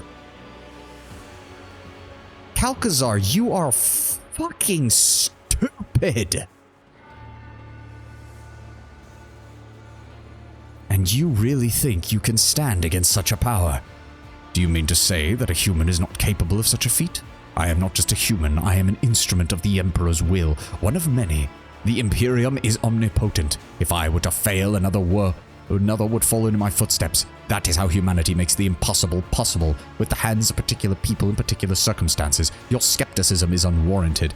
My skepticism, my dude, I am the only one who's been doing making the impossible possible. Don't you quote Gurren Lagann to me. Don't cite the old works, bitch. I was there when they were shown on TV.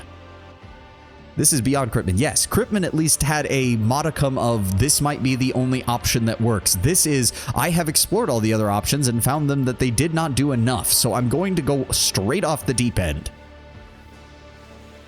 How in the hells will taming this creature save the Imperium?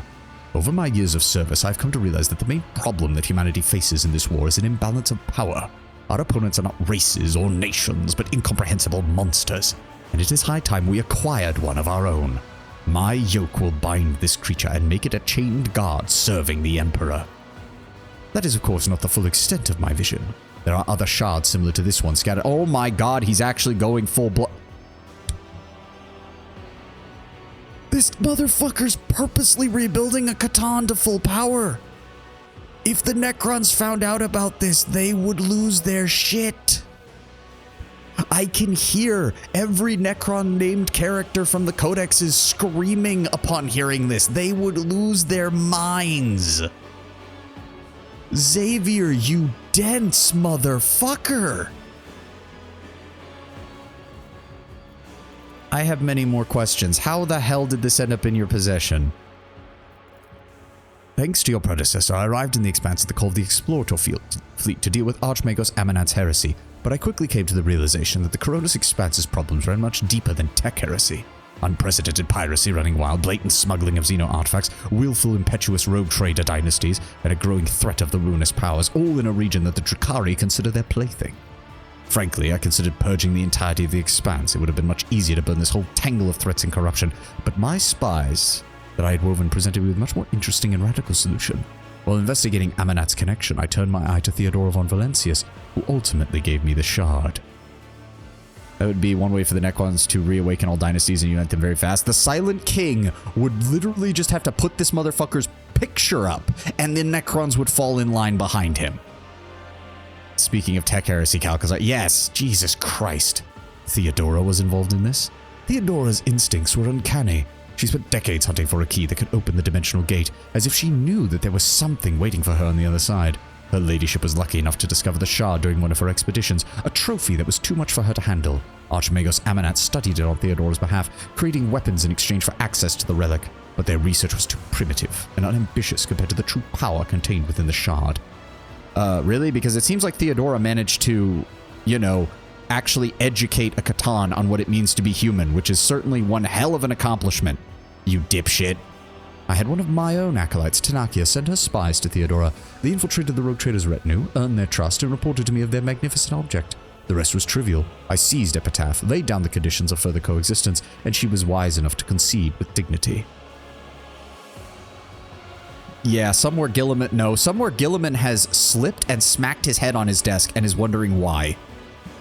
I commenced Operation Precious Sentinel. I left a specialized garrison on Epitaph, took the key to the dimensional gate from Theodora, sealed the gate, and started the creation of the yoke.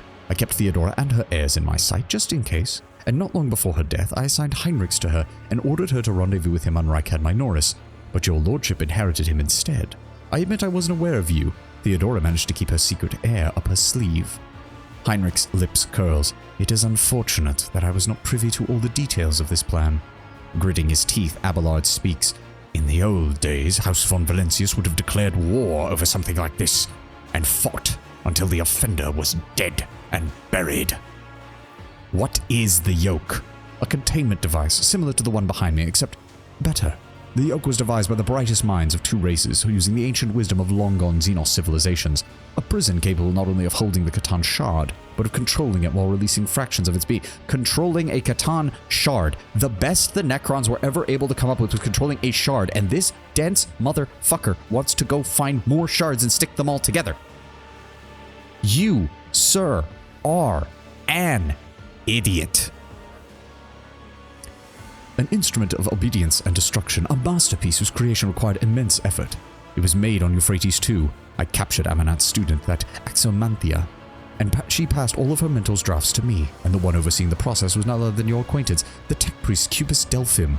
His fall was admittedly regrettable. It seems that the unorthodox, daring things he did at my behest drove him to break his vows and seek into heresy. Oh, so you damned an entire frickin' industry world as well. Thanks for that. And the human mind could never have comprehended the shard alone. Thus I appealed to the inhuman and struck a deal with the Drukhari. Theft of sacraments, secrets of Adeptus Mechanicus registered, inciting devout tech priests to commit heresy registered, blasphemous merging of the sacred technologies with forbidden registered, further transgression registration discontinued. The drill on Pascal's mechadendrites screeches in fury. You openly collaborated with the Drukhari.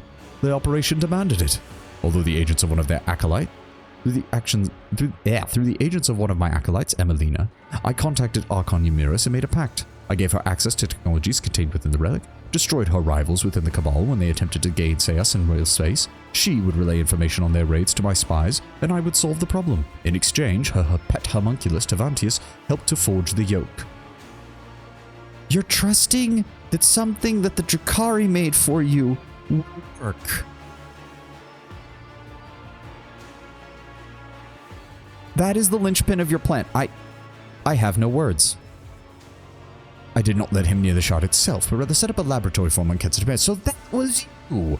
It was safer that way. All the pieces were contributed to my plan, but not had enough information to comprehend the entirety of it, which means that there was even more reason to not believe that the Drukhari were actually giving you technology that would actually work.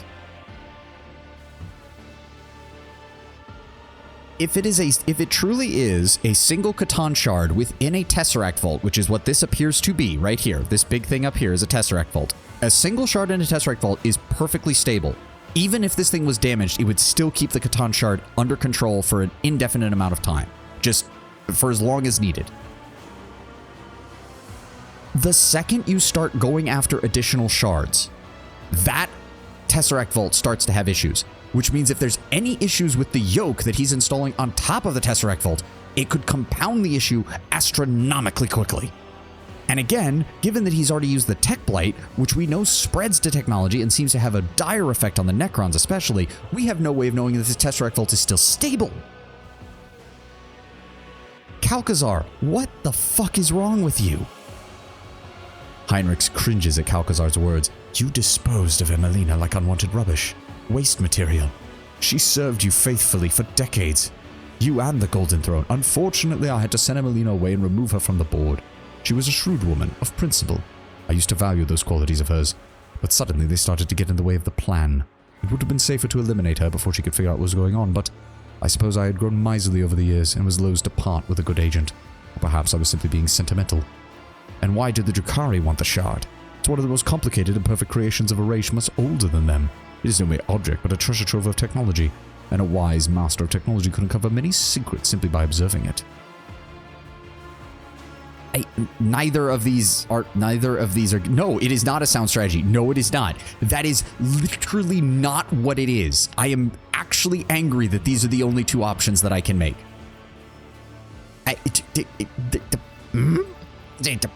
We'll go with this one because I can't. This one is stupid, but this one I can't even say with a straight face, considering I have a frickin' Eldar on my team and a Dark Eldar sitting on my ship right now. Trust me, O Lord. I'm just going to pretend I didn't say anything and he just kept talking. Trust me, O Lordship, the threat of the alien pales in comparison to that posed by the ruinous powers. I mean, on that I agree, but... Ugh. Ymeris could plunder 1,000 worlds, but she is not Eurolon the Cruel. She was as great a danger to her own kin as she was the Imperium. The disruption she caused among the Drukhari was to our benefit. She intended to trigger a powerful disjuncture within Comera, which would destroy her rivals and elevate her own cabal in the process. Knowing full well how precarious her grand plan was, I made no attempt to talk her out of it. With a little luck, we wouldn't even need to worry about Comera's interference. This new information about a pact combined with astro observation data collected in this star system resolves inconsistencies identified. Unit Xavier Calcazar stands accused of stealing astrographic records of Cognizant's fleet. Exactly. And in fact, that's something that even Gilliman has asked Call to look into. The Black Stone and the monoliths are literally the best choice. I am amazed by your analytical prowess. Yes, I needed stars to feed the shard. The Cabal of the Reaving Tempest had the technology to steal them and bring them here, but it was imperative to preserve the exact energy parameters so as not to trigger the object's premature detonation. I procured the necessary information on suitable stars from the Explorator Fleet's data scriptorum. Registering Category 1 Blasphemy, Unit Xavier Calcazar hereby sentenced to intra-vital dissection and study. Upon cessation of vital functions, unit's remains will be disposed of in disgrace. The denizens of the Rykad system, Santiel's pride, dozens of other starless worlds. You sentenced every living thing upon them to death by sending the Drukhari after them. Noted. I acted as an executioner, regrettable as those losses were. However, to overestimate their importance to humanity, the Imperium would have been folly. Every single day humanity pays a far more terrible price, and that must be brought to an end. You are not bringing it to an end. I love how I can literally point that out to you, you dense motherfucker. And then I take it you decided to get rid of your Xenos allies. There was no more need for them. Seeing as the yoke was almost complete, the situation was escalating. Theodora was dead, the cult of the Final Dawn had reared its ugly head and was preparing to strike. Ymeris had forgotten her place, she was putting forward too many elimination requests, and then I told her to curb her appetite, she retaliated. The theft of the Rykad star was timed to occur while Master Von Kallax would be on the planet. The Archon hoped to rob me of one of my agents and to send a message. Rykad's son vanished. Because of me.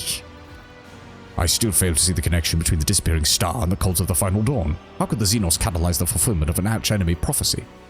Well, and then the Coronis Expanse was engulfed in flames. I had to rush the operation, declare sector-wide martial law. The webway gate that Ymeris' warriors had been using was destroyed and the facility on Quetzaltemeo razed. I evacuated half of the yoke that Tervantius had completed, but it was too late to retrieve the second half from Euphrates II. Cubis Delphim revealed that to Eurolon the Cruel where he would strike, that almost spelt the end of the entire operation. Though I appreciate your efforts in resolving this problem. In fact, you turned out to be much more useful than Theodora ever was. And so you called for the Astartes to aid you as well. I needed a remarkably strong strike force to keep my Xenos allies in check. The Emperor's Angels were just the weapon I was looking for, save... Considering the sensitive nature of my operation, I couldn't very well risk requesting aid from any of my allies in the Death Watch, could I? And then I remembered an old debt owed to me by one of the Space Wolves' great companies, so I decided to call in a favor. They were an asset at first. The Wolves helped me close the dimensional gate by observing its security systems. I tasked them with hunting the Xenos condemned by Eumeris, but eventually they started prying, and that was unacceptable. I could control Thorbol by giving him more tempting targets, but Ulfar and the Baleful Howl Pack. They raided an outpost where my agents had been meeting with the Drakari. The pack took prisoners, but lost the esteemed brother Ulfar. I hoped they would give up all their search, but instead the wolves forced their system coordinates out of the captive and came crashing down on my head. No gate to transport them, they used nothing but their warp engines. Thankfully they realized their situation too late, and so Tanakia managed to neutralize them. Oh, I'm kind of wishing I could see Ulfar's reaction to that. He'd be fucking pissed. You have come so far in pursuit of answers, Savani. It'd be cruel to leave your curiosity unsated. Seeing as how this place has almost killed you and your men, I gather something went wrong. Not at all. Operation Purchase Sentinels in its final stages. The increase in Xenos activity is a vexing yet trivial development in the grand scheme of things. They were supposed to guard the device, but they slipped through the intrusion, and only the Catan Shard's emanations could make them stir. Oh, so even worse. This is a tomb world that the Catan still has some level of control over. You.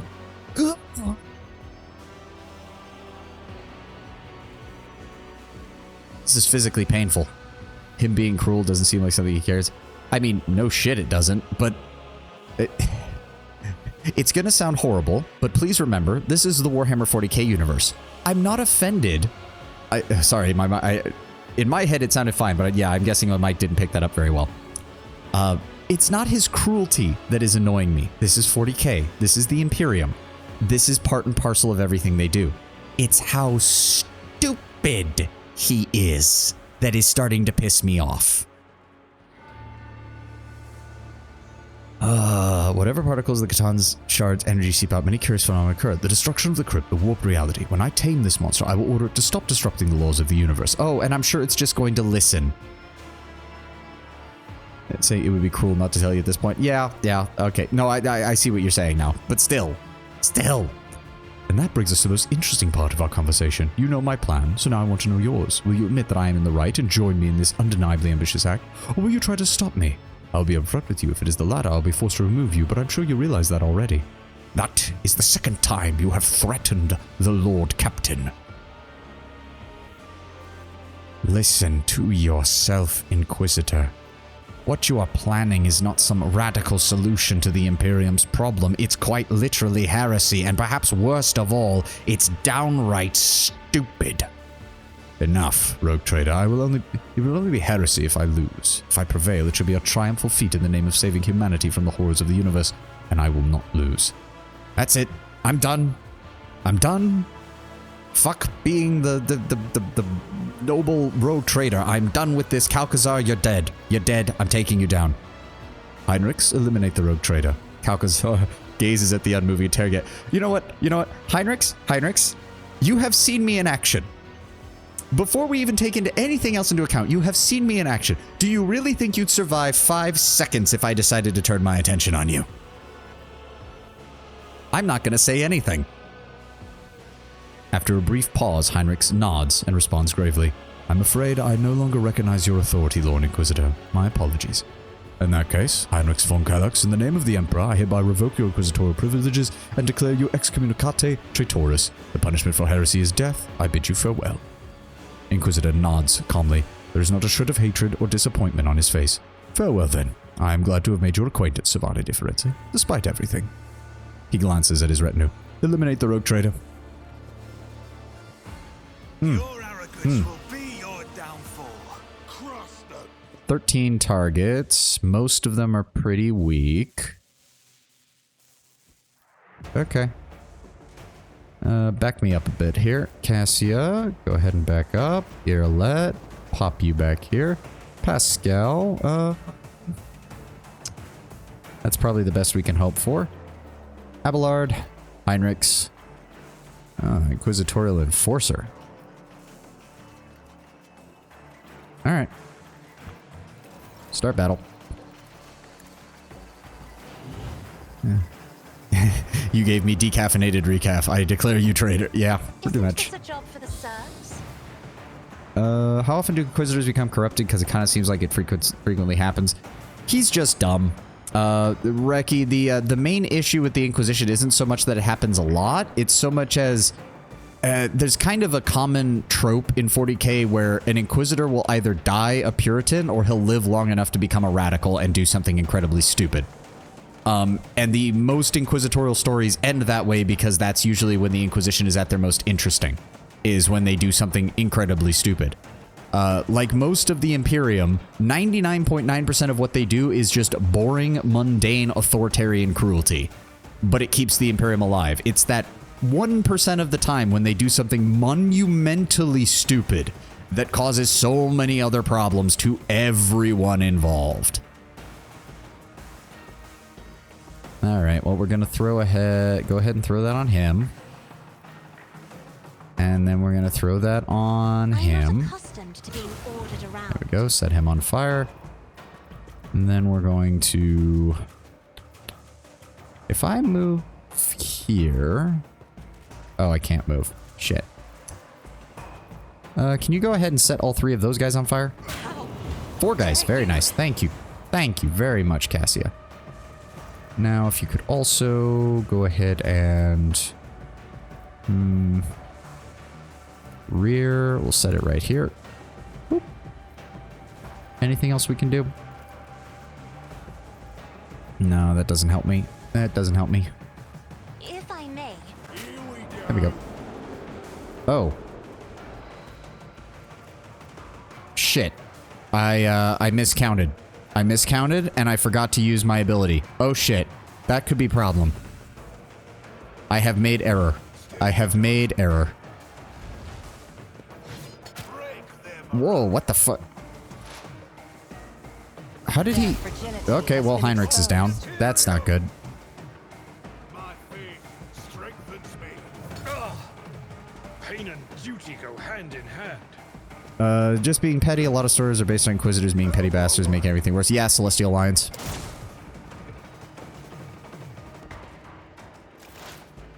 Okay, that's not good. I have definitively made an error.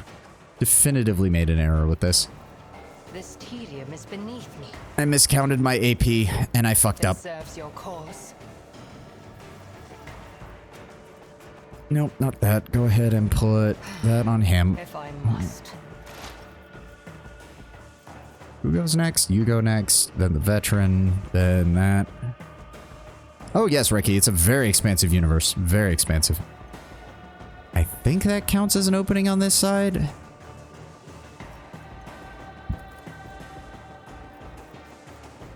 I'm gonna go ahead and Death Whisper him. There we go. And then we're going to... Poise... Is it Poise to Strike, right? Yes, Poise to Strike on the Inquisitorial Technomat. And then we're going to Killing Edge on him. There we go. There we go. Thank you, Irolet. I don't suppose... Can we add any more damage? Aim for the opening. We don't want that.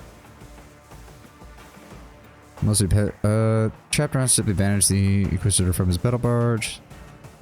I struggle with the power scaling and understanding what is more powerful than what. To be fair, Reki, the writers at Games Workshop struggle with that concept sometimes. It's how we end up with cases like the Thunder Warriors were only somewhat stronger than the Astartes, and then we have a Thunder Warrior literally tearing Astartes apart with his bare hands when they're inside power armor. Or the Harlequins are really, really dangerous. Oh, but by the way, 3 of them can take out dozens of Custodes somehow. Like, make up your mind, game. You need to figure out how powerful things are, but they won't because that's... That would be too much. That would actually require internal issues to be resolved at Games Workshop. Abelard continues to be amazing, just taking hits like a champ. Let's make it quick. Yep, Abelard does not care about your plasma. Okay. Let's try this again, shall we? Deal damage to Calcazar. Then, can we get him sighted, please? Can we please? Thank you. Yep, there we go. He's on fire. He's on fire. He's almost dead. He's on fire. There we go. Now we're starting to make some progress here. Okay, so first of all, if we're going to incinerate. There we go. Extra damage all across the board. We're going to do the regular shot right there. Yeah, Space Marines can cut bullets in half a minute. Yeah, there's all sorts of crazy shit that the writers have not made up their minds as to what exactly we're going to be doing. Or how exactly things are going to work. Go ahead and drop Enfeeble on both of them so we can increase the damage they take every turn. Thank you. Then we're going to cast Incinerate. Well, hold on. Let's go ahead and get Inflame going to increase the burning damage across the board. There we go. I should have used Incinerate a few more times then. Still, 430. There we go. Then I'm going to move here.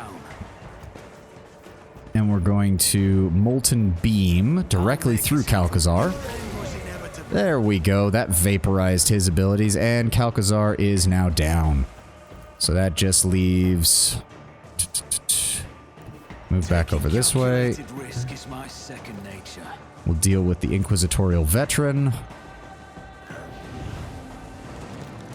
Then I'm going to use Transcend the Potential on Cassia. Cassia, go ahead and give me an extra turn, please, if you would. Thank you. I'm going to move up a bit, and we're going to cast that on him again. And we're going to cast more fire on you, which kills him. Thank you. And then we're going to pop Revel and Slaughter. Let me see here. He's dead. He's really far away. I can't reach him. He... Oh no, he has 2 pistols, so... If I move here... Yes, okay. There we go. Then we're going to cast on him. And then we're going to cast on him. And then we're going to cast on him again. And then we're going to Inflame. There we go. Oh, and I got an extra turn, so we're going to... you or you? You? Yes, you. We'll take out the Psychic. Alright, he's down. Oh, I can run and gun. And then I can cast on you. Oh, and I got a free attack, which means I can move over here. And finish you off. Yeah, Calcazar, that's what you get for dealing with a true combat psyker. It is too early. The yoke must be activated, or all is lost. Oh god, Calcazar, are you about to literally... Oh, Nomos. Or is that Abel? No, it's Nomos. An invisible, yet clearly tangible aura of power envelops the figure clad in the robes of a tech priest. It is all the more baffling to hear a youthfully excited voice from under the hood. This is it, the place of our origin. Nomos' gaze is trained upon the shard. It was your strike and your wish to escape your prison that begot us. The mysterious creature that has been your ship's soul for so long turns to face you. But it is you, Sovani de Firenze, who truly ushered us into this world. Let us meet our abominable precursor together, for it is ready to break free. Greetings again, Nomos. We are out of time. It escapes now. Oh boy, final battle, I'm guessing. Time to stop the Catan Shard.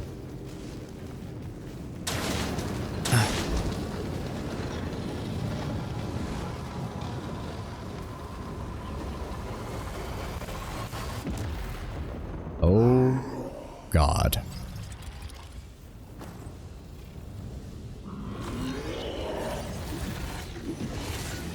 Oh, he's just... Nope, Calcazar's just getting deleted.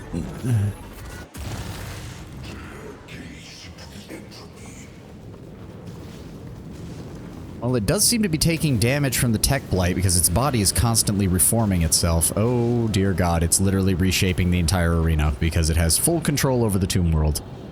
That's not good. That's not good. This fight was annoying. Not hard, just annoying. You don't belong in this galaxy.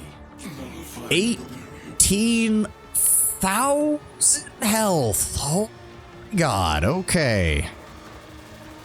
The Catan Shard teleports the enemies to random positions across the battlefield. That's annoying. Cone-shaped area of attack directed the enemy who last dealt damage to the Catan Shard. That's annoying. Catan Shard creates various copies of itself. Oh, fuck. And dimensional swap. Swaps positions with one of its copies. Immunity to Deathless, Combat Master.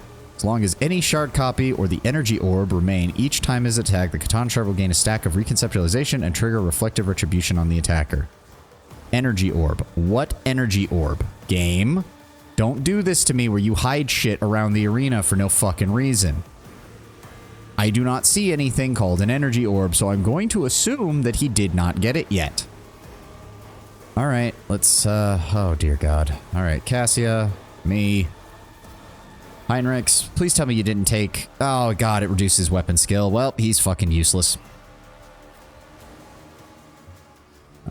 We'll swing Pascal out to the flank. Same with Irelet. Thankfully, Cassia's ability overpowers even a god, so she still gets to go first. Also, we can... Nomos, 1700 health, no armor, no deflection, and grants the Nomos boon effect to allies. Wait, what? Did we already have it? Or I guess not. I'm not seeing it. Red crystal staffs, Evan Foot. No? Okay. Alright, let's not screw up our order of abilities this time, shall we? Isn't this a job for the serfs? Go ahead and give me that extra damage. Go ahead and set up our rear so I get the additional crit chance. Go ahead and throw the warp curse to ensure that we get the extra damage on him. This ability can only target allies that have at least one melee weapon in one of their armor. Okay, so first, I'm going to cast on him. Not a servitor. There we go. Okay, first thing we're going to do is cast Enfeeble on him to increase the damage he takes. Combined with the Warp Curse should give us, I think, 50% additional damage on him. Warp Curse Unleashed is... Warp damage increased by 34% and all other damages by 17. Enfeeble increases 29% to all increased damage. So yes, well over 50%. We are then going to ignite. I'll make it happen. 13 damage. Are you fucking kidding me? Okay. Okay. Then we're gonna ignite again. We've got to get his armor down. And he has so much deflection. That's okay. We'll just keep stripping it away. Inflame. His armor's not going down. I just noticed that. That's not good. That's not good. It's as good as done. I'm gonna mark that as prey. We are immediately going to use Transcend the Potential. We're immediately going to give me another turn. You why navigators are feared. We're going to... We're just going to go ahead and use this. Persuasion is at 204, so that means she gives everybody 5 deflection, 20% armor, and a bunch of temporary wounds. So let's go ahead and throw that up. Thank you. Go ahead and use this again. Get me more Warp Burn effect on him. There we go. Slightly more damage. Now it's my turn proper. So once more. This time we're going to disintegrate. We're going to Molten Beam. There we go. 518 damage. There we go. Now we're seeing some reduction. Psi rating is up to 10. Let's hit him with another Molten Beam. 600 damage.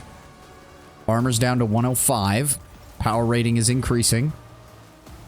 Fire off a Molten Beam again. 1,000 damage now. Keep going. We're not done yet. One more Molten Beam. 1,400 damage. There we go. What the hell is that? What is that? Where is it? Oh my god, you've got to be shitting me. I don't even know what that does, but I'm probably going to hate it. And then we're going to inflame. He took another 200 damage from that. We've got some additional... We're going to go ahead and set him on fire again. There we go. 1,700 damage on that one. We're then going to orchestrate flames to prevent him from turning them off. Then we're going to run and gun. And we're going to hit him again. That's another 2,000. We've knocked him down to 10,000 health, and he's brought up the energy orb. We're going to inflame again. That's another 2,500. Then we're going to... I don't really think there's anything else we can do really right now. We're going to Word of the Emperor. Get everybody up.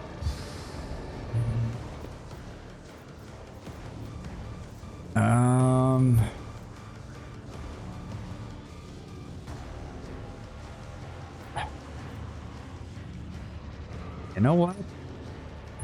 Gains the ability to make an extra number of attacks equal to the rate of fire, minimum of 2. Using the attack that... let's see if this works. I don't know if it'll work with my psychic abilities or not. It does not work with our psychic abilities. I have made a horrible decision. That was a stupid idea. Best we can do is Siphon Life, which is dealing Psyker, Staff, Power Level, times 1 plus Psi rating, which is currently at 13, and healing the Psyker. If the Psyker's already at full wounds, they heals the Psyker's allies with the lowest number of wounds. That's literally all we can do, so... Oh, that still dealt 3,000 damage. Okay, that's pretty good. Never mind. That's pretty good, and we can do it again. I don't care. Do it again. And that's another 3,000 damage. He's still getting a chance to go. And now it gives us the option to inflame again. So he takes another 500 damage from that. And then we're going to orchestrate flames again to make sure he can't turn it off. I don't know if that actually does anything or not. Then we're going to enfeeble with our higher psi rating, so this will further increase the amount of damage. And then we will Word of the Emperor again to further increase momentum. We'll go ahead and Iron Arm on Abelard to get his buff. I don't even know how I can keep passing. I don't know what's going on. I think it's because my psi rating kept increasing, so it kept giving me additional actions. Alright, end turn. Cassia. Disintegrating Shard copy, Disintegrating Shard copy. Alright, we'll go ahead and hit the Energy Orb next. That dealt some additional damage. We're going to go ahead and drop a frontline. We're going to drop a frontline zone right there to increase the amount of damage that is dealt against enemies. We're going to go ahead and drop a backline on... Okay, we can't do that. Never mind. Okay, he took another bit of damage there. And Nomos has gotten his turn. The Catan Shard is already down to 2,600 health. If I must. We're going to Death Whisper on the Energy Orb. That dealt at least a little bit of damage. Next, we're going to drop an Analysis on it. Then we're going to... Alright, it has nothing there then. So we're going to aim for the opening on the Energy Orb. And then we're going to... Feigning Attack. And we're going to...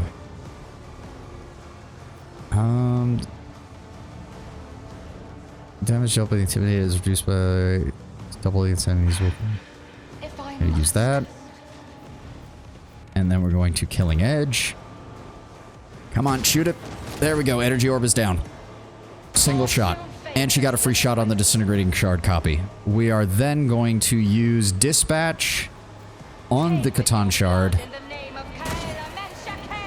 And Irelet got the final blow.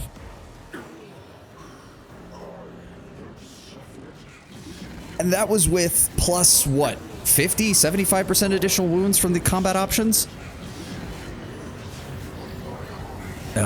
Will cause an instant death ability. Yeah, I was worried with how you were implying that, and to be fair, I was worried anyways, but at least we killed him.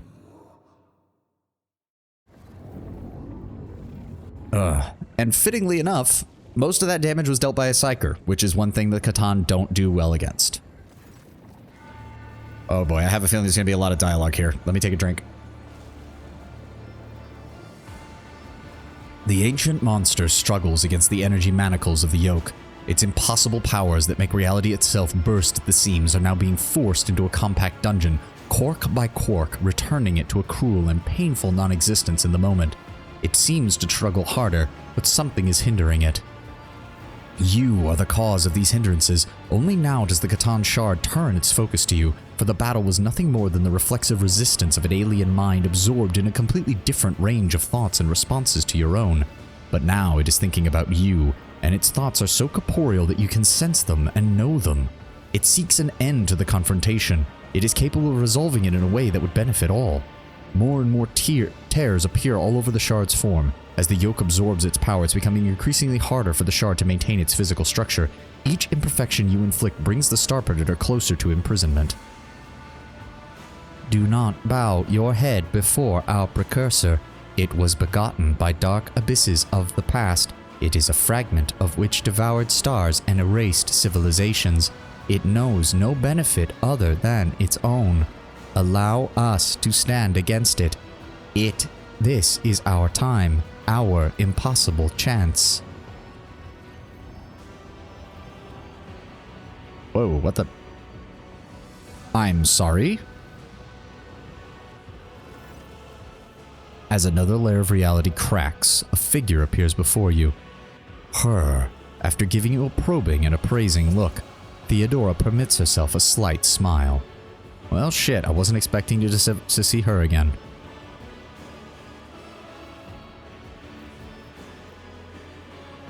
Nomos.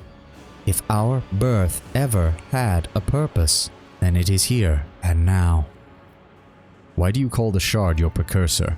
Because that is what it is and what we are. We have told you before of Theodora's ambition, Amanat's mind, the ship's cradle, Epitaph's secret. One sprouted into another, spurred into another. Thus Nomos are born. We were but an echo of the shard's power, an echo that left its prison. But we have become something so much more with your help. Now you see, I did give Theodora a lot of shit earlier, but this makes sense. She fractured a shard off of the Catan and tried to use that shard as its own separate thing, in the process allowing it to learn something that is closer to humanity. My guess is Nomos has now become cognizant enough that if he rejoins with the Catan, he takes it over. At the very least, this might not have been what Theodora intended, but it's certainly a better plan than what Kalkazar had in mind. What do you intend to do? Clash with the precursor, touch it, absorb it, so that the reflection becomes the object reflected. The shard will become Nomos. Then, and only then, will it be eradicated. And you think you can do this? What will happen afterwards? We stand at the threshold of probabilities, outside the bounds of the predictable. It is beyond impossible to know. But we believe we can. That is what drives us to try, and if we succeed, we will obtain power beyond compare. We shall become the shield against any threat, in whatever form it may manifest. Then I'm ready. Nah, I don't even want to know Theodora or the Catan's telling us to serve. Theodora's telling us to seize control of it the same way that Kalkazar would have. Attacking it is obviously going to destroy it, but leave us with no benefit out of this. Nomos, if this is really your moment, do it. We are ready for the most important battle of our life. Wish us luck. Nomos steps towards the shard, and the entire world explodes into a terrifying whirlwind. You can hear the colors, see the touches. Ice burns your hand while fire leaves you freezing. And in the midst of this madness, you can clearly sense a battle raging, a clash of two wills, one endlessly ancient, the other endlessly young. 6, kneeling for the shard is really funny because you essentially destroy your entire protector as you're turned into a pariah. Oh god, they really did that. And I saw Sirius like by mistake. He was so upset that dude, that's what happens when you kneel before the Catan. I mean, to be fair, if you're not familiar with 40k, you might see this as like another Eldritch God kind of style ending, but come on, it's the Catan. They fucked over the Necrons of all people. Of course they're gonna fuck over you. Although Alcat kind of sliding in I like that you mentioned Pariah or Modern Necron equivalent, because technically, according to Games Workshop, Pariahs have been retconned. They're not even mentioned. So the fact that Alcat is essentially slipping their version of, hey, we don't think that's a good idea. Pariahs are still cool. Let's include it as an ending in our game. If you try and redo your fight before you... Wait, and fun fact, if you try and redo by autosave your start before your fight with Calcazar, what happens, Tenwin? It sounds like you're not finishing that statement. If you try and redo by autosave, you start before your fight. Oh, I see. You're saying that it's still a 2-phase boss fight. You can't have it right where you're engaging the Catan. You have to go through the Calcazar fight and the Catan fight back to back.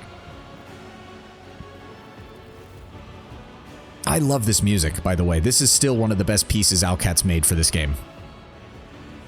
The fucking organ music is great.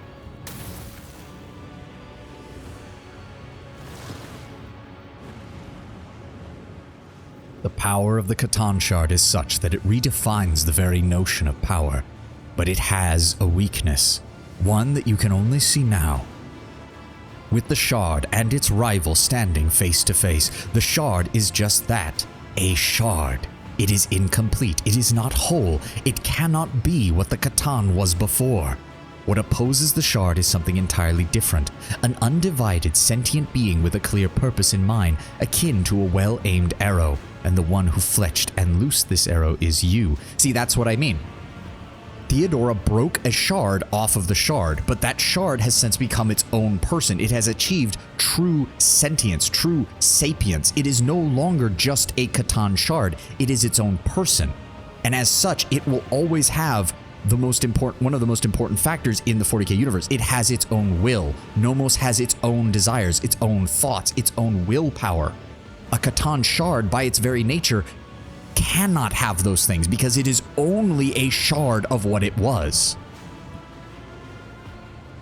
The streamer hadn't built up as well as you, and he really struggled with both, so he just gave up and lived with the genuinely kind of sad and scary ending. Oh, wow. Jesus. I mean, hey, that's the nature of blind playthroughs. Like, we're not getting the Argenta ending that I wanted, and I just kind of have to live with that. I'm sure in the ending slides there's going to be more issues. By you and your new minions, and the High Factotum is defending the Voxmaster. She announces the Rogue Traders betrayed them all. Wow. That comes off as really sad. That comes off as really sad. It also kind of shows that Danrock really isn't that bad of a guy, at least by Imperial Noble standards. Like, even though he says, like, oh, I don't like the Voidborn because they're too much like mutants, if his final action is literally going out trying to protect the Voxmaster so she can get one final transmission out, like, I guess Danrock wasn't as bad as, as even we thought.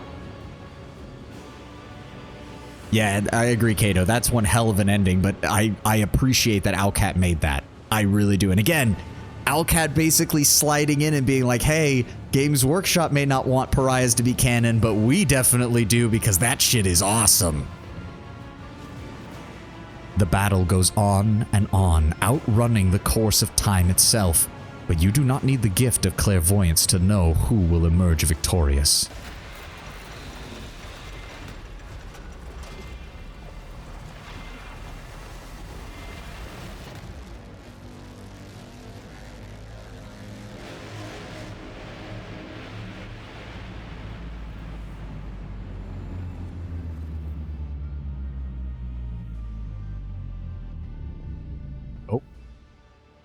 The Catan shard was transmuted into a new form, fusing, and their name was Nomos. Of course, the yoke is covered in inquisitorial symbols. Of course it is. This is the Imperium. Of course we're going to have skulls and eyes and everything like that everywhere. Possessing the power of an ancient being, nurtured by the rogue trader, the young star god watched over the Coronis expanse, their new domain, with curiosity. Gathering its bleeding and wounded worlds together again, the rogue trader dared to build something more noble and civilized in the expanse. a haven for those drifting and unprotected within the strict hierarchy of the Imperium. It would be a new, unbound frontier where freedom and compassion were not wholly extinct. The shackled monster, under the Von Valencia's control, ensured the survival of this fledgling utopia. The Star God destroyed all who threatened its peaceful civilians and instilled fear in those with little faith. The Expanse tasted the sweet fruit of freedom and tolerance with a reverent fear. However, the Imperium could not forgive such insolent deviation from the order prescribed of holy terror. Despite contrary opinions by the Von Valencias, who continued to espouse that they were loyal to the Imperium, the Von Valencias dynasty was accused of seditious formation of their own empire. An invasion fleet was gathered in the Calixis sector, and the lifespan of the young utopia was as short as its creators. Protecting the young freed Kingdom of Freedom, Nomos created a dimensional barrier that cut the Coronis Expanse off from the Imperium more soundly than the Great Rift. The humanity of the Expanse was left in isolation, relying only upon themselves. They either had to build something new and different from the Imperium, or fall to the horrors lurking in the darkness. The ideals that Sovane de Farenzi von Valencius was committed to were alien to many of the Imperium, but close to the hearts of many within the Expanse. Anyone who could not resolve this dispute or who was denied justice rushed to the palace of the rogue trader in search of mercy. Having learned a bitter lesson on footfall, Inkendia Corda let go of her fanatical zeal. Relinquishing the reins of power over her protectorate, she secluded herself on a cloister world. The time of purges passed, and with it came a time of law and order. Within the power vacuum that followed, the dark legacy of the abominable Aspis reared its ugly head, and Inkendia's domain gradually devolved into a nest of criminals and pirates. The Dogmatic Enemy is slightly better for the Expanse, as it's a bit more of a very stable status quo. I can kind of see that. I could definitely see that. But at the same time, we went hard iconoclast, so I'm not surprised that it had consequences. And I appreciate that they did that, where it's like, yeah, you can go iconoclast, but if you don't have Nomos, the Imperium's coming for you. They are coming for you, and they're not going to stop. Resisting the temptations that besieged his soul, Caligos Winterscale returned to his domain and began to piece together the shattered remains of his protectorate. Until his dying day, his actions and thoughts were dedicated to saving abandoned worlds, protecting survivors.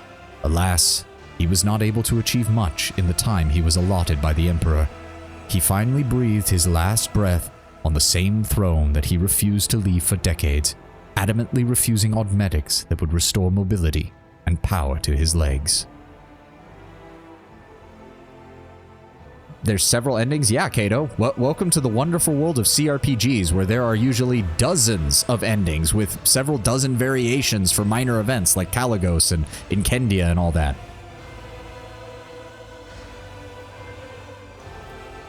The cult of St. Drusus continued its indefatigable struggle to spread the faith of the Expanse and expose the vile transgressions of its authorities. The stronger and wealthier a planet was, the less its rulers wanted to see the black-clad preachers of the Drusians. Riots and assassinations pushed the cult to the place where it felt the most confident, the frontier. After the death of the Reverend Hieronymus Doloroso, a man called the Chaplain took over the leadership of the mission. He hid his normal name, but not his past, his crimes, or his piratical nature. With the resolve of an experienced voidfarer, he steered the cult and even led his fellow believers on military expeditions against brigands and pirates, enforcing order and converting depraved captives back to the true faith. In the following years, the Cognizance fleet slowly and deliberately left the explored systems of the Expanse for its furthest and most remote regions.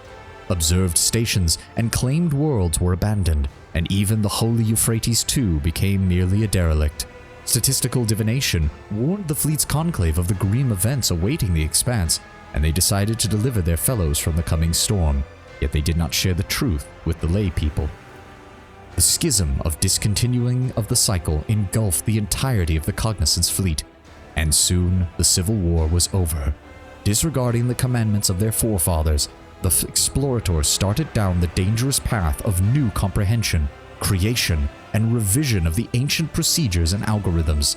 In time, the fleet would be united once more, and in this unity, it was ready to stare down any horrors standing in the way of the catechism of maintenance and operation.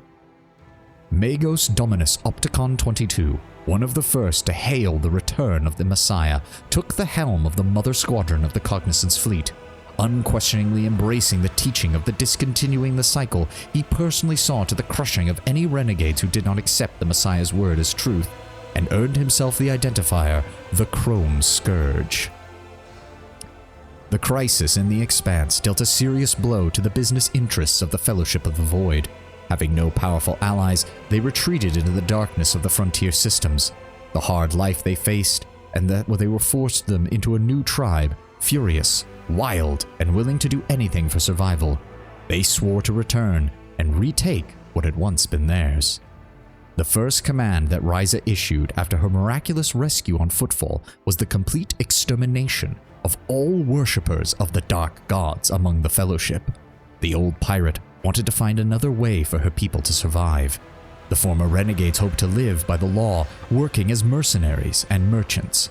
When it seemed they were finally on the path to a peaceful life, the Imperial Navy conducted a flash raid and destroyed their ships. Those who survived were publicly hanged. Wow.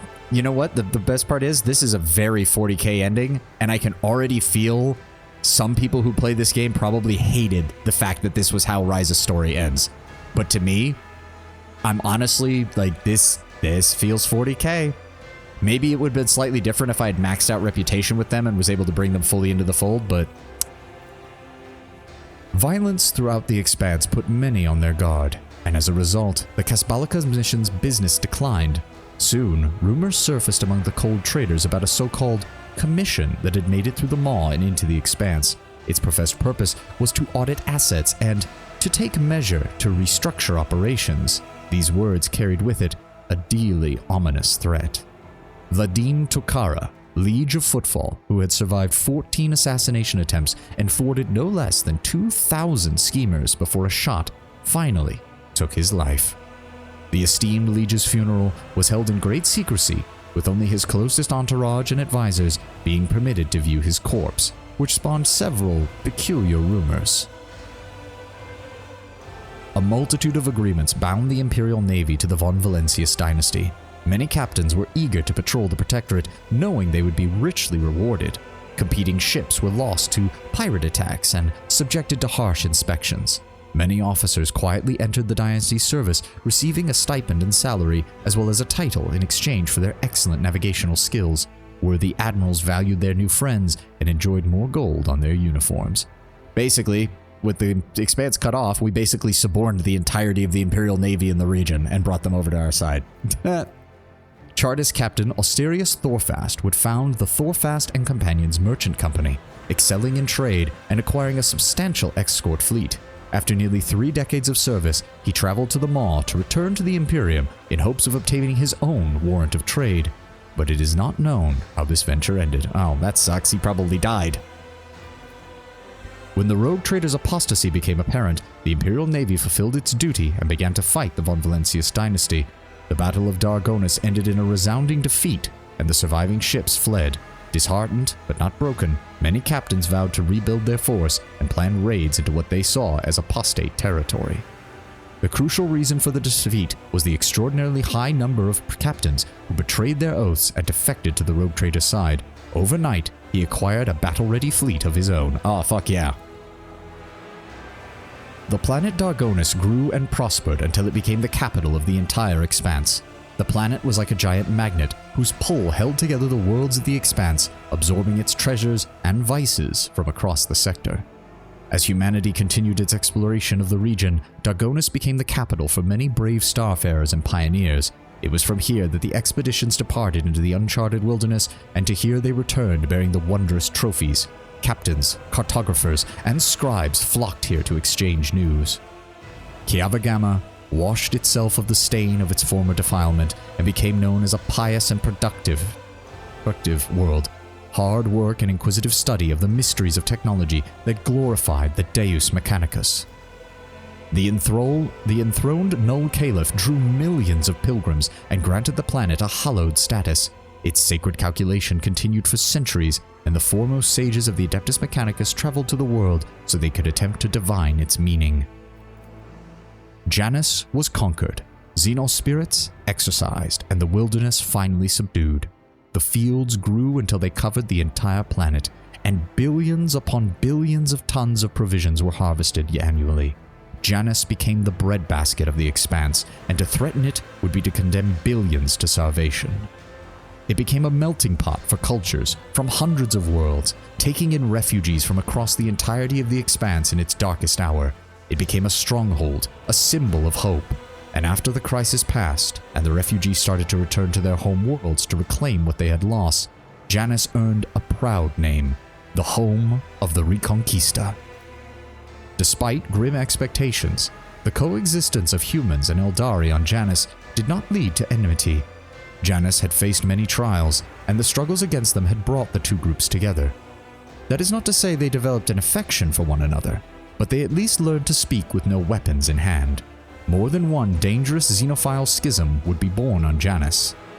The mines of Vabo 6 grew deeper and deeper, and soon the planet became the darkest and most frightening colony of the expanse, the final stop for the exiled and the damned. The brutal, hardened inhabitants of the Death World feared neither humans nor xeno horrors. They knew no mercy and were known as some of the most fearsome soldiers in the sector. They who would trade their lives for the right to leave the eternal darkness of the mines. Guarded, luxurious palaces were built under the climate domes, shrouded by clouds of poison. They housed so many powerful blackguards, persecuted aristocrats, and wealthy scoundrels that Vabo 6 gained unimaginable political influence. Such grand and sinister deeds were done there that before long the grim Death World was spoken of as a new political center of the expanse. On the one hand, not good for Dargonis. On the other, we control both, and all of those aristocrats are we have blackmail material on because we let them settle there in the first place. So, win-win for us? No longer secluded or forlorn, Foulstone had been transformed into a spiritual center of the expanse, clad in gold and power. Rulers went there to be anointed for greatness, criminals for penance, the righteous for encouragement, and there was no end in sight. The treasures and influence began to corrupt the supreme hierarchs of Foulstone, turning them into a coterie of venal egotists anointed by greed, and they did dirty deeds under the cover of holy vestments as their power steadily grew. It is hardly surprising that a few years later the hierarchs of Foulstone recognized the blood relationship between their patron, the Von Valenius dynasty, and Saint Cognatius himself. The fate of the pure-voiced prophet, guardian of the hallowed crucible, was unfortunately a sad one. After visiting 7 worlds and bestowing the blessed transformation upon them, he would perish at the hands of bloodthirsty Drukhari pirates, along with his retinue and the priceless relic. Damn. Well, he did manage to terraform 7 worlds out of the thing, so that's honestly not that bad given how we're cut off from the rest of the Imperium now. With the fall of their unholy patron, the Edge of Daybreak, the cult of the Final Dawn perished as well. Every cell of the cult was hunted down and eliminated. Rumors that some worshippers of the ruinous powers had managed to get away, hiding the writings of their warp-banished lord under their robe, were baseless. Left without a mission or a leader, the remaining word-bearers retreated to the depths of the Immaterium. Their last act of vengeance was one final assault on Footfall. The populace of several asteroids were exterminated or enslaved, and the statue of the God Emperor badly damaged. After recovering from Korda's regime, Footfall reclaimed its status as the trade hub of the Expanse. Having learned a bitter lesson, Vladim Tokara established the Footfall Partisan Militia, a well-equipped mercenary army that answered only to the station's commander. A modicum of order would be restored. The changes that the Von Valentius dynasty brought to Footfall would endure on the station long after, however. Poorhouses opened by the order of the rogue trader saved many hungry and homeless from death. Unfortunately, this also disrupted the station's delicate ecosystem. No longer freezing to death in empty compartments or tormented by epidemics, those who lived in poverty on Footfall began to choke the station, leading to a sharp rise in crime, organ traders, illegal augmetic specialists, and the savage gangs of the Angvers proliferated. Left without a sun, the Rykad system simply ceased to exist. Its now frigid planet spun away into darkness, no longer held by the gravitational pull of their star. Nearly a century later, a fragment of Rykad Minoris would enter the Foribundus system and was snared by the Void Miners. A piece of its rock would be delivered to Footfall with reverence and used in the restoration of the God Emperor statue as a final memorial to the world devoured by the corruption.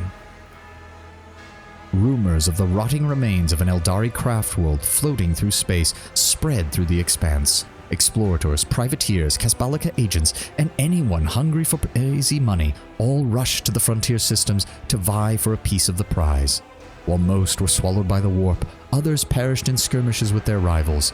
The most skilled and fortunate returned empty-handed after decades of searching.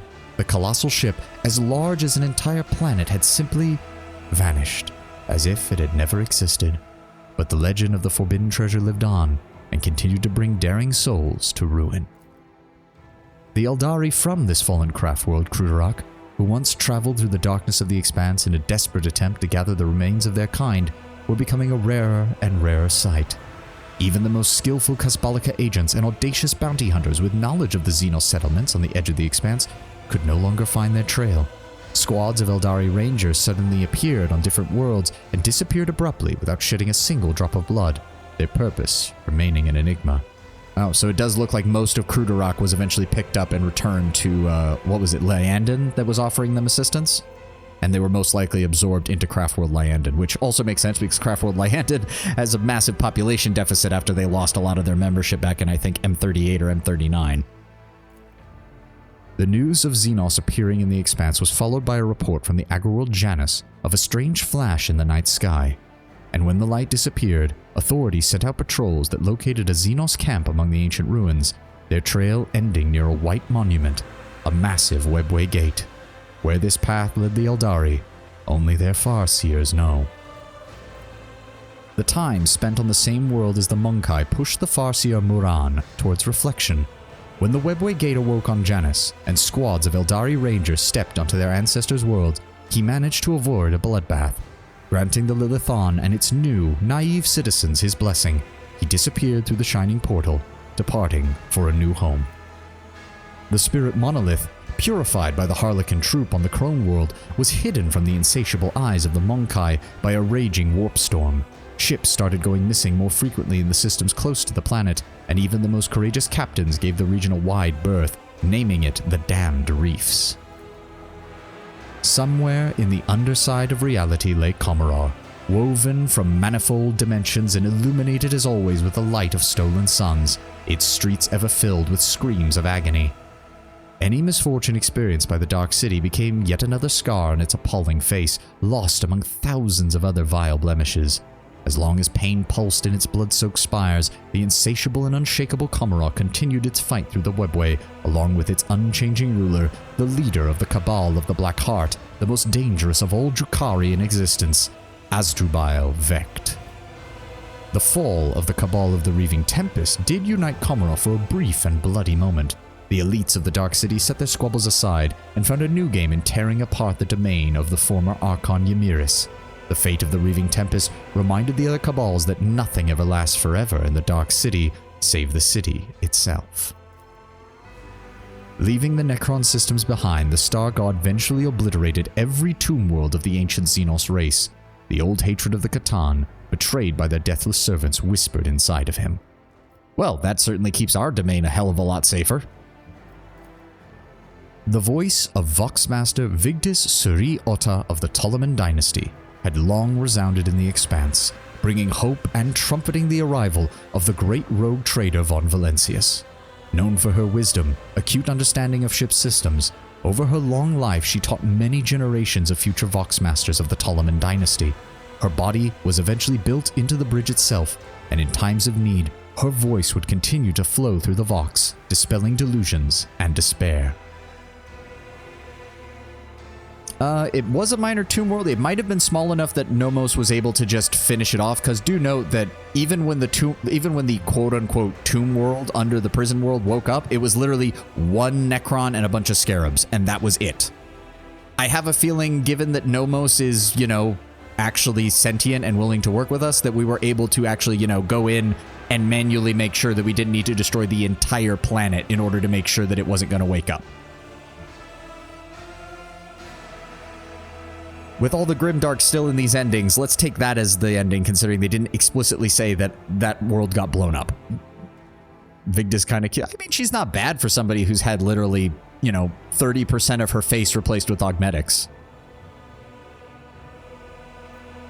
I mean, to be fair, Tenwin, canonically, she's in a relationship with Adira, if I remember correctly. And hell, even in the last scene and the last stream, when you talk to Adira, she even mentions, like, I'm happy, I'm going to live out the rest of my life, however short that is, and I'm going to spend it with people who I actually care about. And it mentions she looks at Vigdis when she says this. So I'm happy for them. I'm happy I was able to get them back together. Thanks to the Lord Captain's influence, Adira and Vigdis became close once again. Mending their sundered friendship, they were often seen talking at the card table over glasses of Amasek. The pale cheeks of the Voxmaster would brighten with color after such encounters, a sight as rare as a void kraken. Enjoying these precious moments together, the good friends tried not to dwell on how long either of them had left. Right, I usually don't do this trope, but yeah, they were such good friends, knowing not. Come on, Owlcat. Come on. No one in the Imperium cares. You can just say it. After years of dedicated service, Master Helmsman Ravel was granted, despite his objections, the privilege of rest. The wise servants of the Omnissiah managed to implant an augmetic into his brain that would finally restore his ability to sleep. Soon afterwards, something unprecedented happened aboard the ship.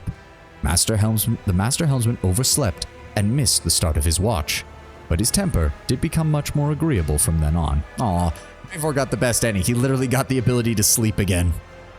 After many years, High Factotum Janrus Danrock sought permission to formally retire. He said that age had softened his heart and that a more worthy, young, and assertive successor should take his position. There were no shortage of candidates. But under all of that fat, Danrock had a sentimental heart. He spared nothing for the orphans of those who had died serving the rogue trader. The children were given an excellent education, and many were eager to continue their family's service in the Von Valentius dynasty. Oh, I like that. I gave him such a pompous, noble voice, but it's nice to see that our influence rubbed off on him a bit. Urban Drivestem cared more about preserving the influence of his line than the well-being of the Protectorate. His blind ambition would eventually cost him the governor's seat and the respect of much of his family. Within but a few generations, one of the largest houses of Dargonis turned into an obscure family of petty aristocrats. Toriana Gaprak missed the moment when her family, which had previously functioned like a well-oiled machine, had started to fall apart, racked by infighting. Among her distant relatives, many blamed Toriana for the Kiavagama disaster, and soon the Gaprak family began to splinter into rival warring factions and spent nearly a century locked in a violent struggle, only occasionally punctuated by futile attempts to reunite the house. Macarius Sarbak was loyal to the rogue trader to the last, despite all rumors to the contrary.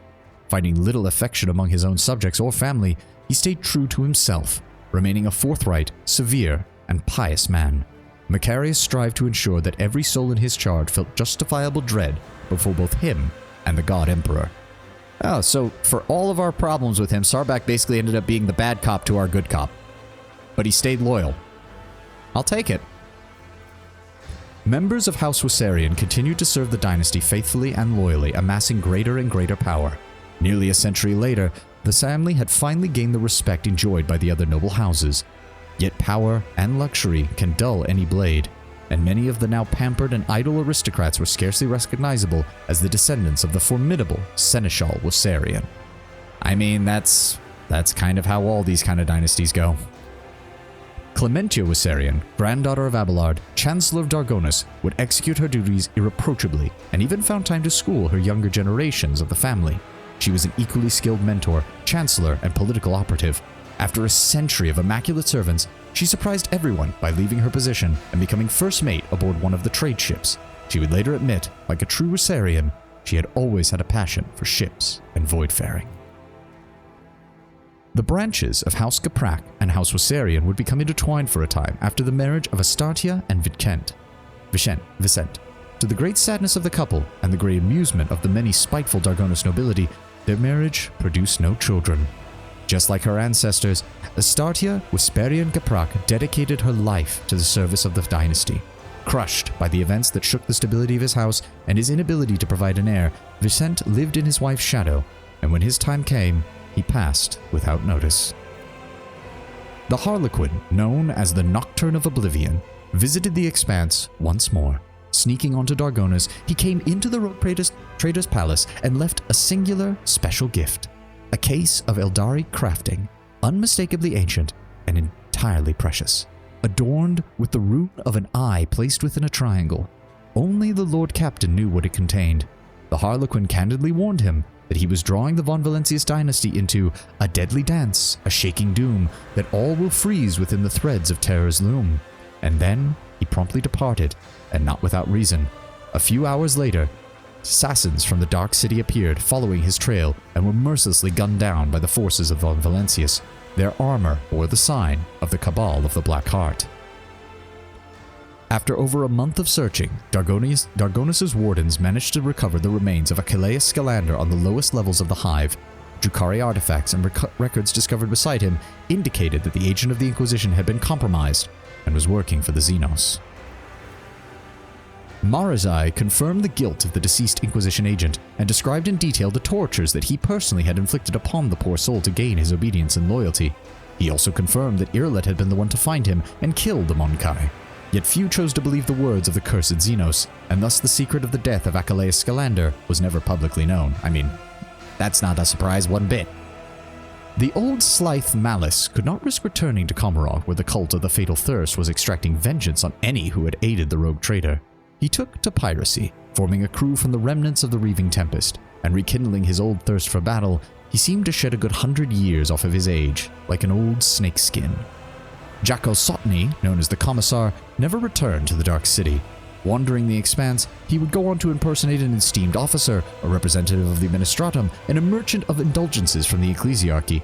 His life, however, would come to an end in the bar of the Adeptus Amazekis over a game of cards. He bluffed his way out of the worst hand imaginable, hit a jackpot, and then was immediately gunned down by his opponent.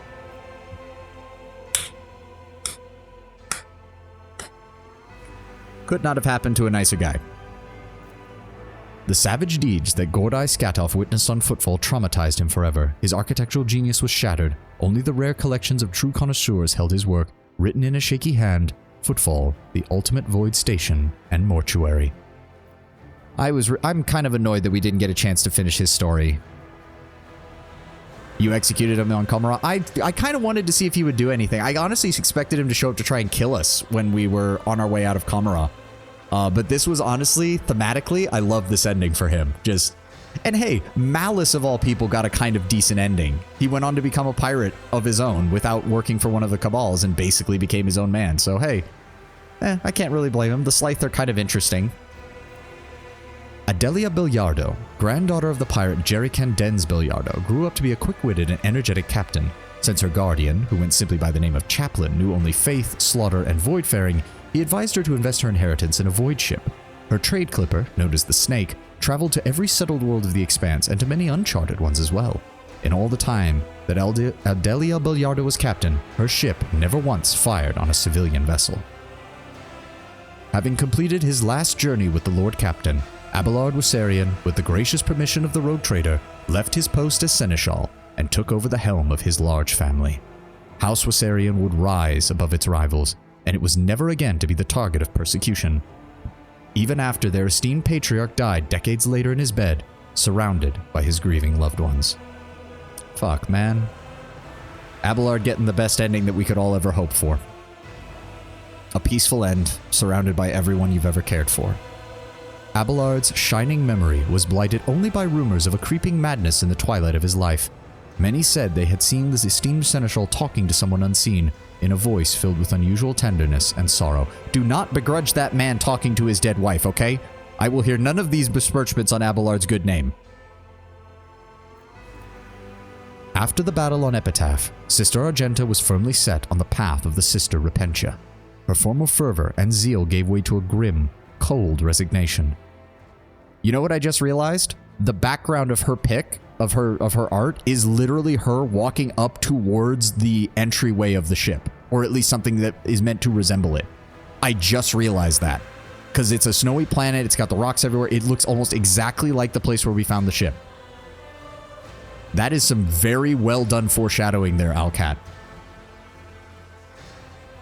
She longed for death, yet death seemed to flee before the former companion of the Lord Captain, or perhaps she could not find a worthy opponent, and so things carried on, until one day, while fighting heretics on an uncharted world, Argenta threw herself into a massive inferno to strike down a horrendous warp spawn.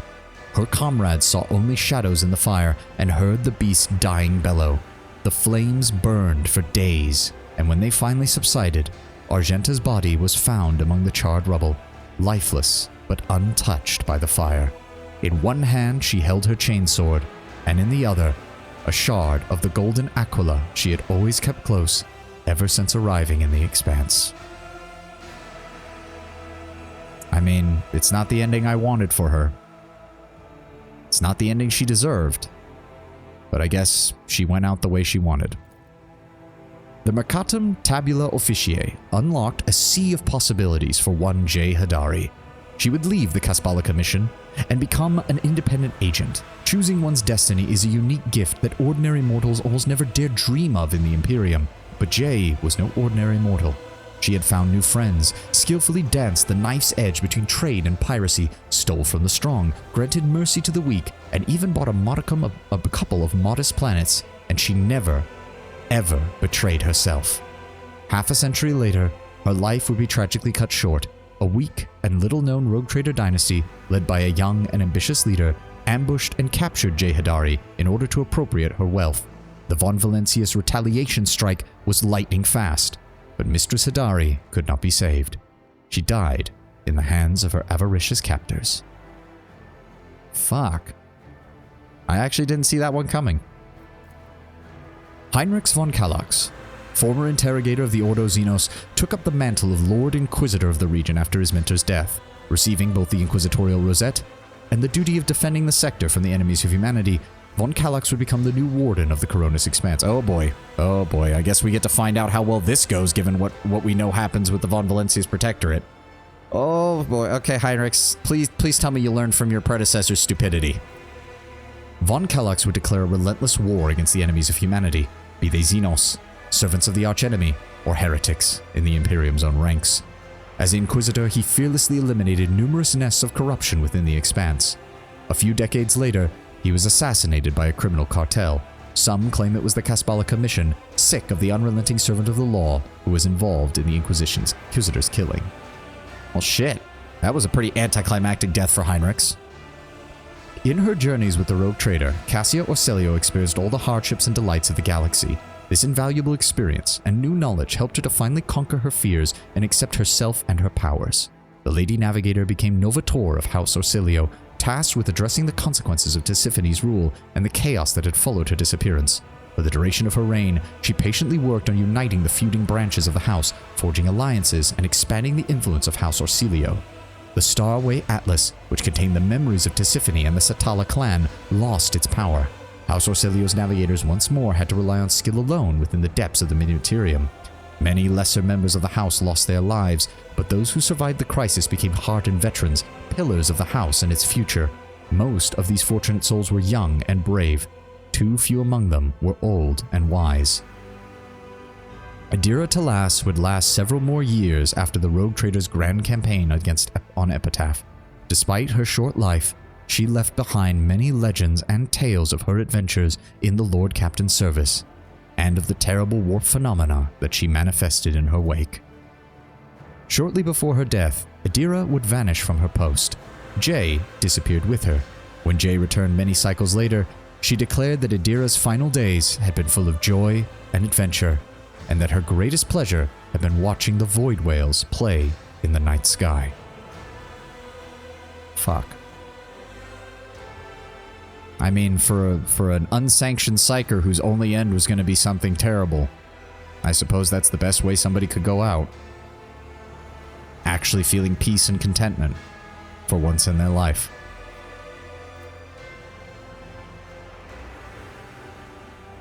I know. Hey, we can be romantic and we can have our nice, comfy, wholesome moments, Tenwin. They're both compatible. In announcing the discontinuing of the cycle, the Amanat Collective instilled terror in the hearts of those who revered the theorems of purity, but gave hope to many others. After gathering its disciples, recruiting servo soldiers from the vassal worlds, it ventured to the worlds of the Screaming Vortex and to the infernal forges of the Dark Mechanicus therein. This march of re-indoctrination was meant to seize the stolen secrets of the Omnissiah from the hands of the heretics, temper the cult in the fires of battle, and transform it into a tool of eradication and comprehension. The fleet disappeared into the darkness, and only rare echoes of its astropathic messages were ever heard from again.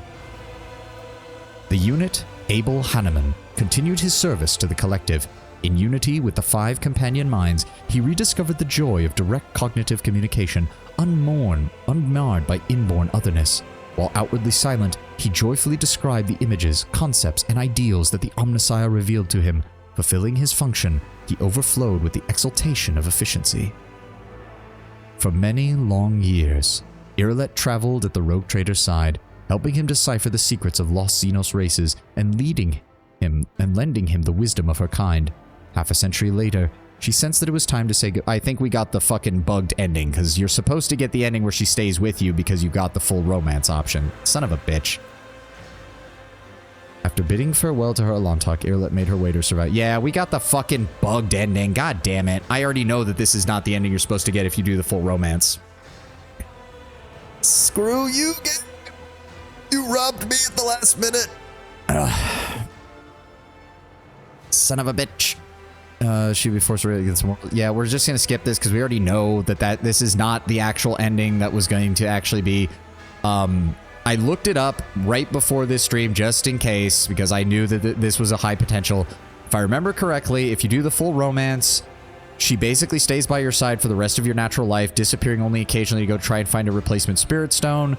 Each time she disappears, it takes slightly longer because she starts to lose track of just how long she has as a life versus yours, but she makes sure that she's there when you finally die of old age, like 300, 400, 500 years later, after all your rejuvenant treatments finally run out. Which, in my opinion, is a really heartwarming and nice way to end her story. So we're just going to ignore all of this part because she doesn't die here. I'm not reading that. Marazai Azaresh, also known as the Tempest's Doom, spent several years with the rogue trader in his service, filling the entire crew with terror at his mere presence.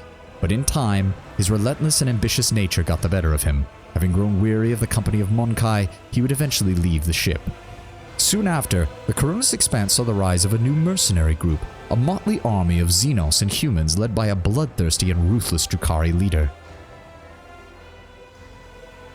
Years later, Marazai's name resounded through the Expanse once more as his gang had intercepted Astartia Warsarian's ship.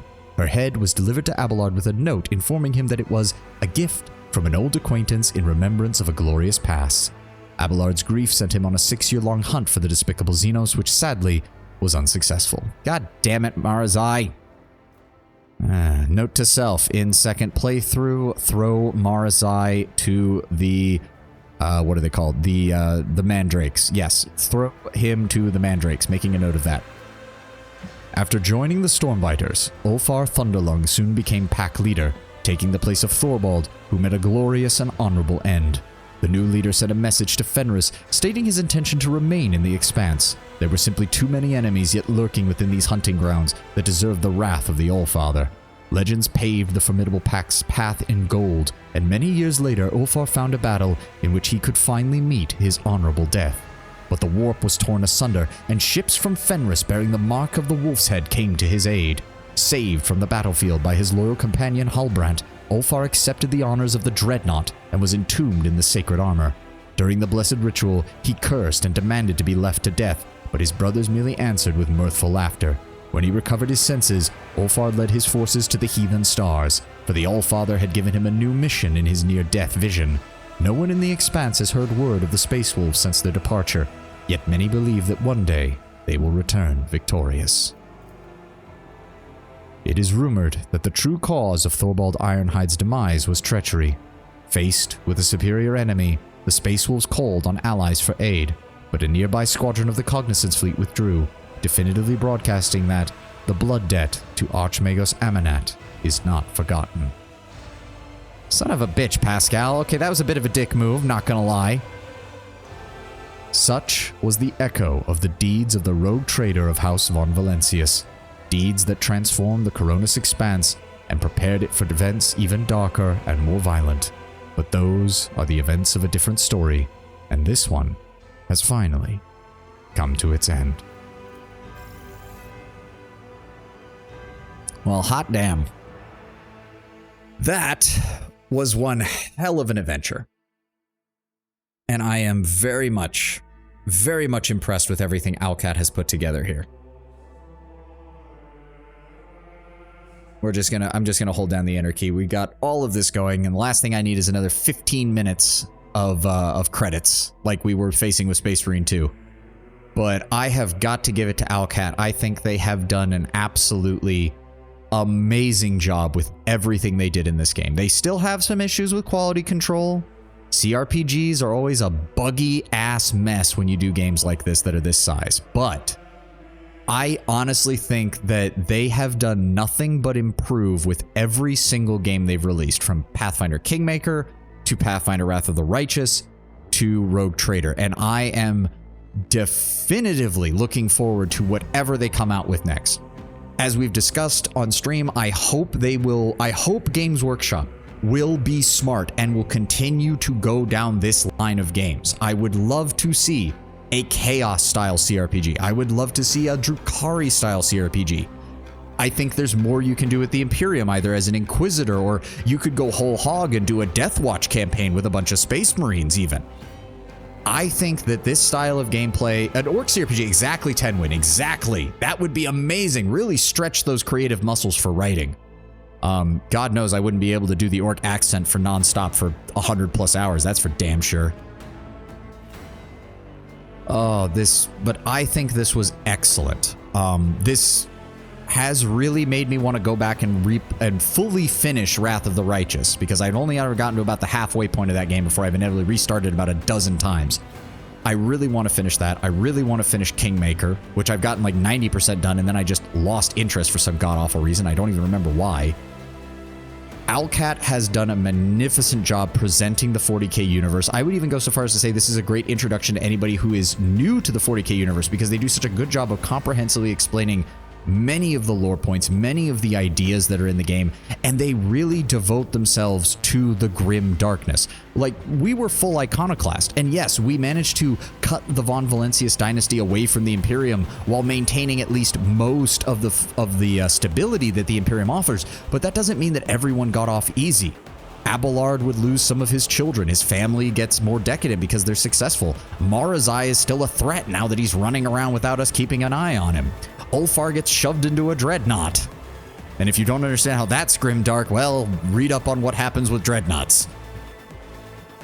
I mean, Argenta wasn't as fervent as she thought she was and became a Sister Repentia. Heinrichs became a full-blown Inquisitor, only to get assassinated a few decades later. They really did embrace the full spectrum of grim dark and noble dark that 40k has to offer, while playing as one of the few people in the Imperium that has the freedom to choose and the right to choose because of their ability. Space Wolf Dreadnoughts have a slightly better existence. Oh yes, as far as Dreadnoughts go, being a Space Wolf one is probably better because they're kept awake and they're kept better, like, cared for than even other chapter Dreadnoughts.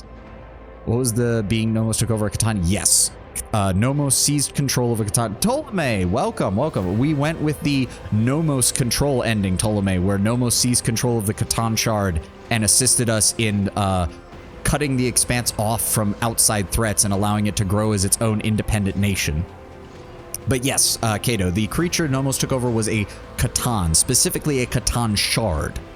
Apparently a very powerful one, though, given what Nomos was able to pull off with it, which only lends more credence to the fact that Kalkazar was a fucking idiot. Ugh. But that's neither here nor there. But yes, the Catan... I just think they've done pretty much everything very, very well. Very, very well. Well, you have a great day, Kato, and I hope you get your homework done quickly, and I hope everything goes well for you today. We're just going to gush about the game for a few minutes more before I log off for the day. Seemed like a shard of the Void Dragon. I think it's just random unspecified Catan shard. When the shards are that broken apart, it's possible that they could be from any Catan, though the visual identification and the fact that Kalkasar went in really, really heavily on the Tech Blight would imply that it was probably Void Dragon. Oh, 40k homer. Okay, sorry, Kato. Sorry, I misinterpreted. Use the Void Dragon. No, I think you're right, Tenwin. I think that's the most likely answer. I just don't think that Owlcat bothered to specify because that part is not necessarily important. what happened with Pascal and Irola in the end there. What happened there, Ptolemy, was non-canon because the game bugged and didn't give me the ending that I was supposed to get for having romanced Irolet, so we ignored it. It's not canon. The canon ending with Irolet, by getting the romance with her, is that she stays by your side until you eventually die of old age. And she doesn't go off and get killed by Pascal because Pascal's traipsing about the outer expanse looking for technological relics.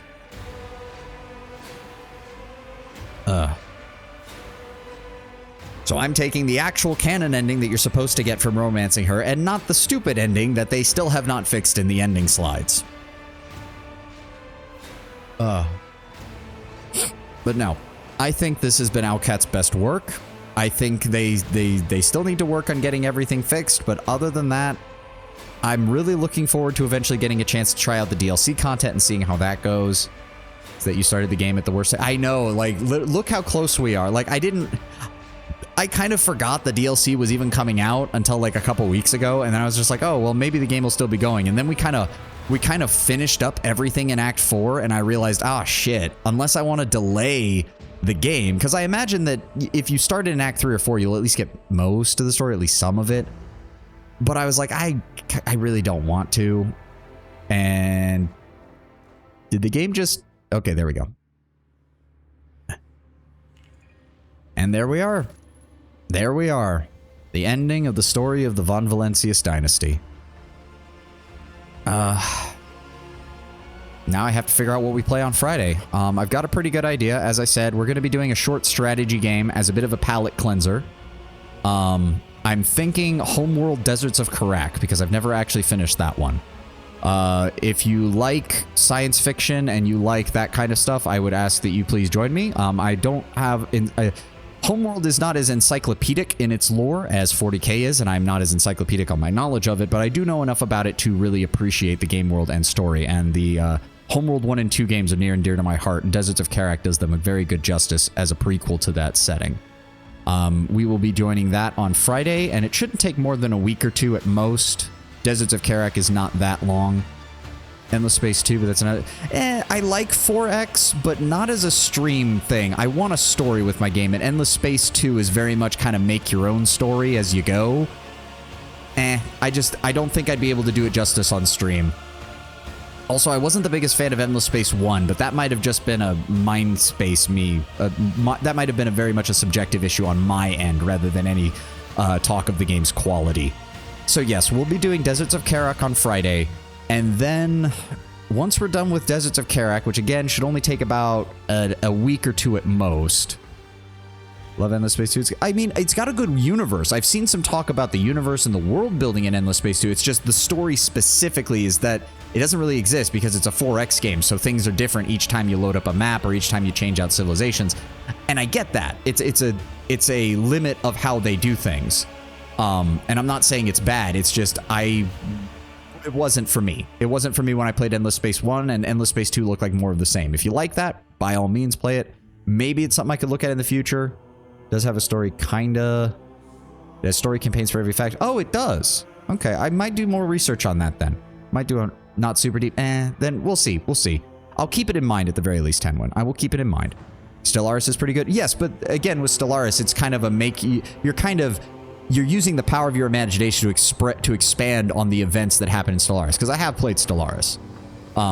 It's very much using the power of your mind's eye to expand on what the game is presenting you in a fairly simple way on the screen. But we'll do Deserts of Karak on Friday. I mean, I hope you all show up to watch that. I'd really appreciate it. I really would. If no one does and nobody shows up, then maybe... Warcraft 3? Oh, please, God, no. Not after the disaster that was Reforged. God, no. Oh, God, no, Tenwin. I'd sooner play classic Warcraft 3 without the remaster than I would go back to remastered Warcraft 3 after the Blizzard dropped the ball that hard on that. But no. So, Deserts of Karak on Friday. If nobody shows up for it, then I'll consider doing something else. And after that, some kind of RPG. I haven't decided yet. It could be Pillars of Eternity 1, it could be Tyranny, it could be Baldur's Gate 3, it could be Wrath of the Righteous. I haven't decided yet. We'll figure things out when we get there. So I appreciate all of you for joining me on this amazing, amazing journey. Do remember, VODs go up on my YouTube channel as soon as I can get them up there. I'll be arranging all of the Rogue Trader videos into a playlist in case you want to go back and rewatch any particular section or catch up on anything that you missed. You heavily recommend it. I'm well aware, Tenwin, you've made it very clear. And as I said, I'm more than willing to be more open now that I'm in a better headspace to play a game like that. Although I'll probably do some research on decent builds. Maybe not fully min-max, but at least decent builds for a character. So that we don't go in completely underpowered or anything. I'll admit, the only other one that's really up there right now that I'm thinking of is Wrath of the Righteous or Tyranny, because I do really want to do Baldur's Gate 3 at some point. But 3 main issue that I have is, 1, everything's voice acted. And that's not necessarily a bad thing. It's amazingly voice acted. I've played through the tutorial. It's amazingly voice acted. It just doesn't leave me much to do, and I'm going to have to fill more dead air. And the second is they're still releasing really big patches for it, which it looks like Larian's done a better job of quality control than Alcat or Bethesda does, but I'm still concerned. If they don't release another huge patch in the next few weeks, I'll consider it on the table, but if they do, I'm just going to hold off and let them keep releasing patches, and we'll wait a little bit longer, maybe closer to the end of the year before we dive into that one. Tyranny is Pillars of Eternity 1 plus a bit extra when it comes to mechanics. If you have issues with Pillars, the issues with Tyranny will be present. I'll keep that in mind, Tenwin. The main thing I wanted with Tyranny is that it gives me the CRPG experience. From what I've heard, it's quite a bit shorter. Sint, welcome. Unfortunately, no, we just finished up. We just finished up the entirety of the game, and we're just kind of winding down for right now. We're discussing what might be coming up next. We're going to be doing a strategy game on Friday and finish that up probably over the next week or two, and then we'll transition into a new RPG after that. Yeah, Tyranny is shorter, but in a play it more often kind of... That I have heard, because I have heard Tyranny has just a plethora of endings. Just an absolutely insane number of different variations on its endings. But again, we will discuss all of that at another time. Considering the late game, we can wait for it. Thank you, Ptolemy. I think you've been the only one who has been willing to give me a break on that. I've got Tenwin and Kato up earlier who were both wondering if we would immediately jump back in to do the DLC content that got loaded up. But as I said, I'm not ruling it out. I'm certainly not ruling it out. Doing a hardcore dogmatic run at some point in the future or a hardcore heretic run might be interesting in the future. But for right now, we're going to lay Rogue Trader to rest. It has been Alcat's finest game so far. I'm willing to stand by that. And I'm glad that they have resolved a lot of the issues that they've had with it since launch. I hope their future, if they do more DLC for Rogue Trader, I'm looking forward to it. Hardcore Heretic would be fun as opposed to Icons. It would. That's the other thing as well, Ptolemy, is they've released one DLC. Knowing them, there will be at least one, if not two more. I think what I'll do with Rogue Trader is we will put it on the back burner. We will lay it to rest for now. And once I am sure Alcat is not going to release another DLC, then I will consider doing a second full playthrough on stream with the DLC content, and we can go through the whole thing. Although, if I speed run a couple of the sections because we've already been through them before, don't hate me for it. So in like 3 to 4 years, probably closer to 1.5 to 2. I can't imagine that Alcat's going to be taking that long to produce DLC. Alcat's main issue is that the first about 6 to 8 months of their development time after the game comes out is bug fix, bug fix, bug fix, bug fix, bug fix nonstop. They did the same thing with Kingmaker. They did the same thing with Wrath of the Righteous. I'm not surprised. I'd wait until Alcat is not going to release another balance patch. Well, the balance patches I'm not necessarily so worried about. It's mainly the DLCs, especially if, based on what people are saying, that there is about what did this say, 15 hours of gameplay? That might be an overestimation, might be an underestimation, but we'll take it at face value. If they do another 1 to 2 DLCs with that level of content in them, then it will be well worth the wait. They've also added voice acting to existing scenes. That's very interesting as well. That's nice, because there were some important scenes that I was actually kind of wondering why these parts weren't voice acted. Balance at release was just pure silly. Oh, it absolutely was. It absolutely was. That was where all the memes came from, of Abelard being able to take infinite amounts of damage and never die, and Argenta literally clearing entire battlefields in a single round, which maybe I should shut my mouth about that, because that's exactly what my Pyromancer became by the end, so maybe I should just shut up. the entirety of the prologue is voice acted. Every character in the prologue. Ooh, that is a nice touch. That is a nice touch. I still remember when Theodora didn't have a voice. It took them like 2 patches to add that in because they're like, oh shit, maybe Theodora should actually have a voice in this. Kind of jarring with the prologue again. It's to be expected. You just kind of roll with these kind of things, Tenwin. That's kind of all you can do. Currently, pyromancers are OP. They very much are. I am so happy with that. I am so happy. It is so nice playing a mage that can actually fight. I love it. Okay, but that is enough. We're already over time. I could gush and gush, hoping for a full Disco Elysium treatment. Oh god, don't remind me of that. I've only gotten about 1/3 of the way through Disco Elysium, and now I want to play that on stream at some point too. Because that game's world building was amazing. The psychological aspect of Disco Elysium, even though I was only about 1/3 of the way through the game, I would play that on stream. I would absolutely play it on stream. I just am worried sick how I would actually be able to add anything to that otherwise immaculate game. Yeah, snaps fingers, 20 people dies. Just, I was Roy Mustang by the end, just snapping my fingers and people were dropping dead left and right. It was amazing. Absolutely amazing. But again, as much as I would love to sit here and talk with you guys for longer, unfortunately, I do still have to go get ready for work. Got to pay those bills if I want to keep streaming, so... just go for an odd playthrough.